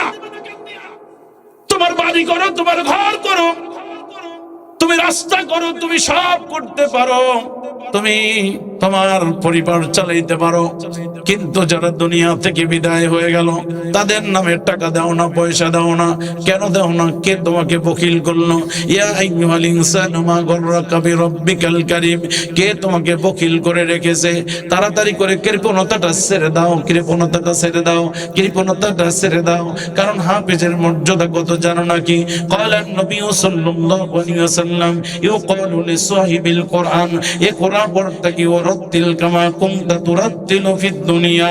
জোরে জোরে জবান ছেড়ে পড়েন না আল্লাহু আকবার। আমার বন্ধুগণ, ওই কিয়ামতের কঠিন ময়দানে আল্লাহ হাফেজকে ডাক দিবেন, আসো, ইকরা, পড়তে থাকো, ইকরা ওয়ারতাকি। তুমি একটা করে আয়াত পড়ো, আর জান্নাতের একটা করে সিঁড়ি উপরে ওঠো। আরো জোরে, জোর হলো না। আল্লাহ নিজে বলবেন, হাফিজে কোরআনকে ডাকবেন, কোরআনের মুফাসসিরকে ডাকবেন, কোরআনের কর্মীদেরকে ডাকবেন, আসো আসো এ কোরআনটাকে কামা কুনতা তুরাতিলুল কোরআন, আসো আসো তুমি কোরআন পড়ো, একটা করে আয়াত পড়ো আর একটা করে জান্নাতের সিঁড়ি পার হও, এরকম করে পার হও পার হও পার হও পার হও পার হও। হাফিজে কোরআন পড়তে পড়তে পড়তে পড়তে 6666টি কম অথবা বেশি যেই কয়েকটা আয়াত পড়বে অত উচ্চ জান্নাতের মর্যাদা তাকে দান করে দিবেন কে? আর যারা বলেন তিনি কে? আমার বন্ধুগণ, আমার ভাইয়েরা, সর্বশেষ একটা হাদিস শুনিয়ে যাই। বিশ্ব নবী বলেন জান্নাতের মর্যাদা কেন তাদেরকে বাড়ানো হলো? উহুদের ময়দানে, যুদ্ধের ময়দান, শহীদ হয়ে গেল 70 জন। আমার ভাইরা জানেন বিশ্ব নবীর নেতৃত্বে যুদ্ধ শুরু হলো। বদরের যুদ্ধ হয়েছিল, সেখানে কাফেরদের 70 জন সৈন্য আবু জেহেল সহ নেতৃস্থানীয় ব্যক্তিরা মারা গিয়েছিল। সেই জন্য তারা প্রতিশোধের জন্য উহুদে এসেছে। মদিনার একবারে উপকণ্ঠে উহুদের ময়দান। ওই উহুদের ময়দানে বারবার গিয়ে গিয়ে জিজ্ঞাসা করেছিল, উহুদের ময়দান তোর কি কোনো কর্তব্য ছিল না, জানার ছিল না, কিচ্ছু করার ছিল না রে? উহুদের ময়দান, উহুদের ময়দান। ওই উহুদের ময়দানে বিশ্ব নবী নিজে হলেন ওই যুদ্ধের সেনাপতি।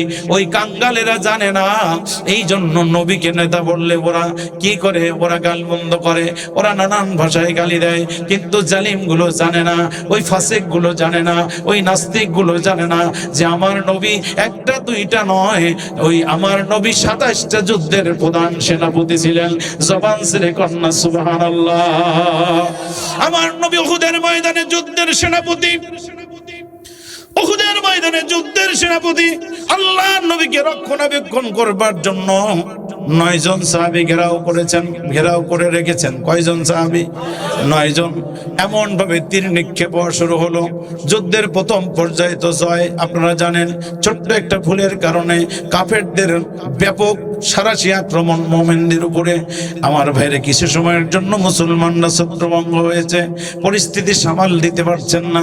বিশ্ব নবীকে রক্ষা করার জন্য সব সাহাবীরা পেরেশান, সব সাহাবীরা পেরেশান। কিন্তু 9 জন সাহাবীর 7 জন ওই জায়গায় স্পটেড। আর মাত্র 2 জন সাহাবী, তার মধ্যে সাইয়্যিদানা, তার মধ্যে একজন হলেন সাইয়্যিদানা সাদ ইবনে আবি ওয়াক্কাস, আর একজন হলেন সাইয়্যিদানা তালহা রাদিয়াল্লাহু আনহু। এই 2 জনের মধ্যে 2 জন চেষ্টা করছেন হাত দিয়ে তীর ঠেকায়, বুক দিয়ে তীর ঠেকায়, পিঠ দিয়ে তীর ঠেকায়, পেট দিয়ে তীর ঠেকায়, বুক দিয়ে তীর ঠেকায়। কিন্তু এমন ভাবে আক্রমণ শুরু করে, একজন মা ও আমার মা বোনেরা, আপনারা এখানে অনেকেই বসে আছেন, আপনাদের জন্য স্পেশালি বলছি, একজন মা মদিনার গলি থেকে বের হলেন, সোজা উহুদের ময়দানের দিকে চলে আসছেন। কিছু দূর যাবার পর এক লোকের সাথে দেখা হয়ে লোকটা জিজ্ঞাসা করেছে, মা কোথায় যাও? বলে কোথায় যাচ্ছি? ওই উহুদের ময়দানে যাচ্ছি। বলে উহুদের ময়দানে যে তোমার কোনো লাভ হবে না, তোমার নিজের সন্তান যে ছিল ওই কিছুক্ষণ আগে সন্তানটা শাহাদত বরণ করেছে। ওই মহিলা তখন বলল, শোনো শোনো শোনো, কার সন্তান মারা গেল, কি হলো, শহীদ হলো, এটা জানার বিষয় নাই, আগে বলো আল্লাহর রাসূল কেমন আছে। আবার এগিয়ে যাচ্ছেন, সামনের দিকে এগিয়ে যাচ্ছেন। আল্লাহর রাসূল সামনের দিকে এগিয়ে, আল্লাহর রাসূলের খবর নেওয়ার জন্য মহিলা সামনের দিকে এগিয়ে যাচ্ছেন। কিছু দূর যাবার পর সংবাদ দিল, একজন মা কোথায় যাও? বলে কোথায় যাচ্ছে? উহুদের ময়দানে। বলে উহুদের ময়দানে যে কোনো লাভ হবে না, তোমার স্বামী কিছুক্ষণ আগেই তো দুনিয়া থেকে চলে গেল। কই তাই নাকি? ওতে কোনো আসে যায় না, আগে বলো আল্লাহর নবী সুস্থ আছে কিনা, বেঁচে আছে কিনা। বলে এই কথা বলে মহিলা রওনা হয়েছেন, একদম দৌড়ে দৌড়ে উহুদের দিকে যাচ্ছেন। কিছু দূর যাওয়ার পর উহুদ প্রান্তে প্রায় পৌঁছে গেছেন। একজন এসে বলল, মা কোথায় যাও? বলে কোথায় যাব? আর তাই তো উহুদের ময়দানে। কই উহুদের ময়দানে যে কোনো লাভ হবে না। বলে কেন লাভ হবে না? বলে কিছুক্ষণ আগে তোমার একজন ভাই যুদ্ধে অংশগ্রহণ করেছিল, ওই তোমার ভাই শাহাদত বরণ করেছে। আল্লাহর রাসূলের মহিলা সাহাবী বললেন, কে মারা গেছে, কোন ভাই, কার স্বামী আর কার সন্তান মারা গেছে, শহীদ হয়েছে, এটা জানার বিষয় নাই, আমি আগে জানতে চাই আল্লাহর নবী রাসূলুল্লাহ ভালো আছেন নাকি, উনি বেঁচে আছে নাকি। আমার বন্ধুগণ, আমার ভাইরা, এই হাদিসটা যখন পড়তে যাই আমার চিৎকার করে বলতে ইচ্ছে করে, আল্লাহ ও রব্বুল আলামিন, ওই মহিলার মধ্যে তুমি রাসূল প্রেম যতটা ঢুকিয়ে দিয়েছো, ওই প্রেমটাকে গোটা জগতের উম্মতরে তুমি ভাগ করে দাও।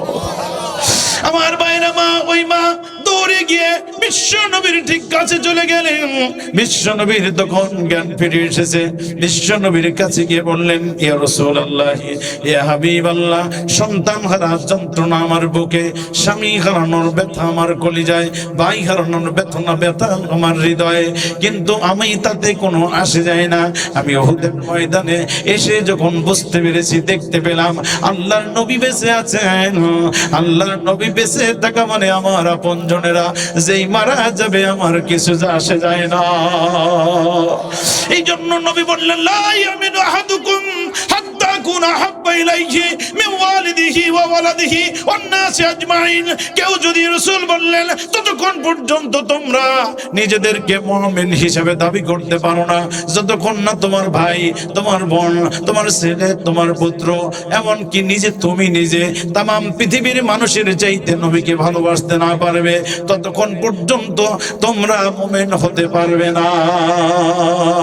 সেই উহুদের ময়দান কঠিন এক ময়দান। আমার বন্ধুগণ, লম্বা কথা, আমি সেই কথার দিকে যাব না।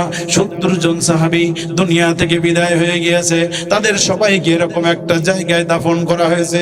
হজ আর উমরা যারা করেছেন গিয়েছেন উহুদের ময়দানে, বিশাল একটা জায়গার মধ্যে হযরত আমির হামজার কবরটার উপরে এরকম পাথর রেখে দেওয়া হয়েছে। ওইটা দেখলে এলাকার লোকেরা বলে, এটাই হলো আমির হামজার লাশ দাফন করা হয়েছে। চোখের পানি ঠিক রাখা যায় না। তার কারণ রাসূল দুইজনের চেহারা দেখে সবচেয়ে বেশি কেঁদেছিলেন। একজন হলো মুসআব, হযরতে মুসআব রাদিয়াল্লাহু আনহু, যিনি ইসলাম গ্রহণ করবার পূর্বে একটা সেন্ট যদি একবার ব্যবহার করতেন, 2-4 মাইল যাবার পরে বুঝতেন এই জায়গাতে মুসআব হেঁটে গেছে। এক কাপড় কখনো 2 বার পড়তেন না। এরকম একজন সাহাবী আমার ভাইরা ঈমান গ্রহণ করবার কারণে সব কিছু বিলিয়ে দিয়েছেন। আমার ভাইরা, তার হাতেই উহুদের ময়দানের পতাকা ছিল। সাহাবীরা বর্ণনা করেন, একটা কোপ দিয়েছে, কোপ দেওয়ার সঙ্গে সঙ্গে একটা হাত কেটে গিয়েছে, আর এক হাত দিয়ে তরবারি ধরেছেন, ওই হাতে কোপ মেরেছে কাফেররা, ওই হাত দুনিয়া বিদায় হয়ে গেছে। এরপরে দুটা পা দিয়ে এরকম এই পতাকা আগলিয়ে রেখেছেন। পা দুটো যখন কেটে ফেলেছে, কামড়ায়া কামড়ায়া ইসলামের পতাকা উড্ডীয়মান করে রেখেছে, মাটির সাথে পড়তে দেয় নাই। এই জন্য ওই সাহাবী মুসআবকে এমন ভাবে ওরা মেরেছিল, আমার ভাইরা। আবার হযরত আমির হামজা, নবীর চাচার হাত কেটেছে, পা কেটেছে, নখ কেটেছে, দাঁত তুলেছে, সব কিছুকে লন্ডভন্ড করেছে। এরপরে বুকটা চিরে কলিজাটা পর্যন্ত নিয়ে চিবিয়ে চিবিয়ে খেয়েছে। কি নিদারুণ এক পরিবেশ। আল্লাহর নবী সবাইকে দাফন করানোর নির্দেশ দিলেন। আল্লাহর নবী নিজের জানাজা নামাজ পড়ালেন। কিন্তু ঘটনা বলবার পিছনের কারণ হলো একটা, ওই জায়গায় কোনো মানুষকে নতুন কাপড় সবাইকে দিয়ে দাফন করার মতো কাপড় নাই। পুরাতন কাপড় দিয়ে পেঁচিয়ে পেঁচিয়ে তাদেরকে দাফন করা হচ্ছে। শুধু কি তাই নাকি, অনেক সময় একটা কাপড়ের মধ্যে 2 জনকে দিয়ে দিয়ে আমার ভাইয়েরা তাদেরকে দাফন করা হচ্ছে। এরপরে ওই একজন এক জায়গায় একটা কাপড়ের মধ্যে 2 জনকে পেঁচিয়ে দিয়েছেন। পেঁচিয়ে দেবার পর আমার বন্ধুগণ, আমার ভাইয়েরা, পেঁচিয়ে দেবার পর আল্লাহর নবী এখন তাদেরকে দাফন করবেন। আল্লাহর নবী এবার তাদেরকে ডাক দিয়ে বললেন, সাহাবীরা তোমরা কারা আছো? শোনো শোনো, তোমরা শোনো। আইয়ুহুম আকসারু আফজালু লিল কোরআন। ও সাহাবীরা, তোমরা জানো নাকি কেউ এখানে কি কোনো হাফিজে কোরআন 2 জনের মধ্যে একজন আছে নাকি? কোরআনের পণ্ডিত কে আছে? আল্লাহ নবী বললেন, আল্লাহ নবী জিজ্ঞাসা করলেন, কোরআনের পণ্ডিত কে আছে? আসো আসো, দেখায়া দাও। একজন সাহাবী বললেন, ফাইজা শির বিলা হাদিহিমা, হুজুর এই 2 জনের মধ্যে এই লোকটা উনি কোরআনের পণ্ডিত ছিলেন। বলে, তাই নাকি? তাহলে ওই ব্যক্তির লাশটাকে উপরে রেখে বাকি আরেকজনের লাশ নিচে রেখে দাফন করে দাও। তার মানে কোরআনের মর্যাদা আছে না নাই? আরো জোরে বলেন, আছে না নাই? এই জন্য একরা বিশ্ববিদ্যালয়ের ছাত্র হতে হবে আমাদের সবাইকে। রাজি আছি নাকি আমরা সবাই?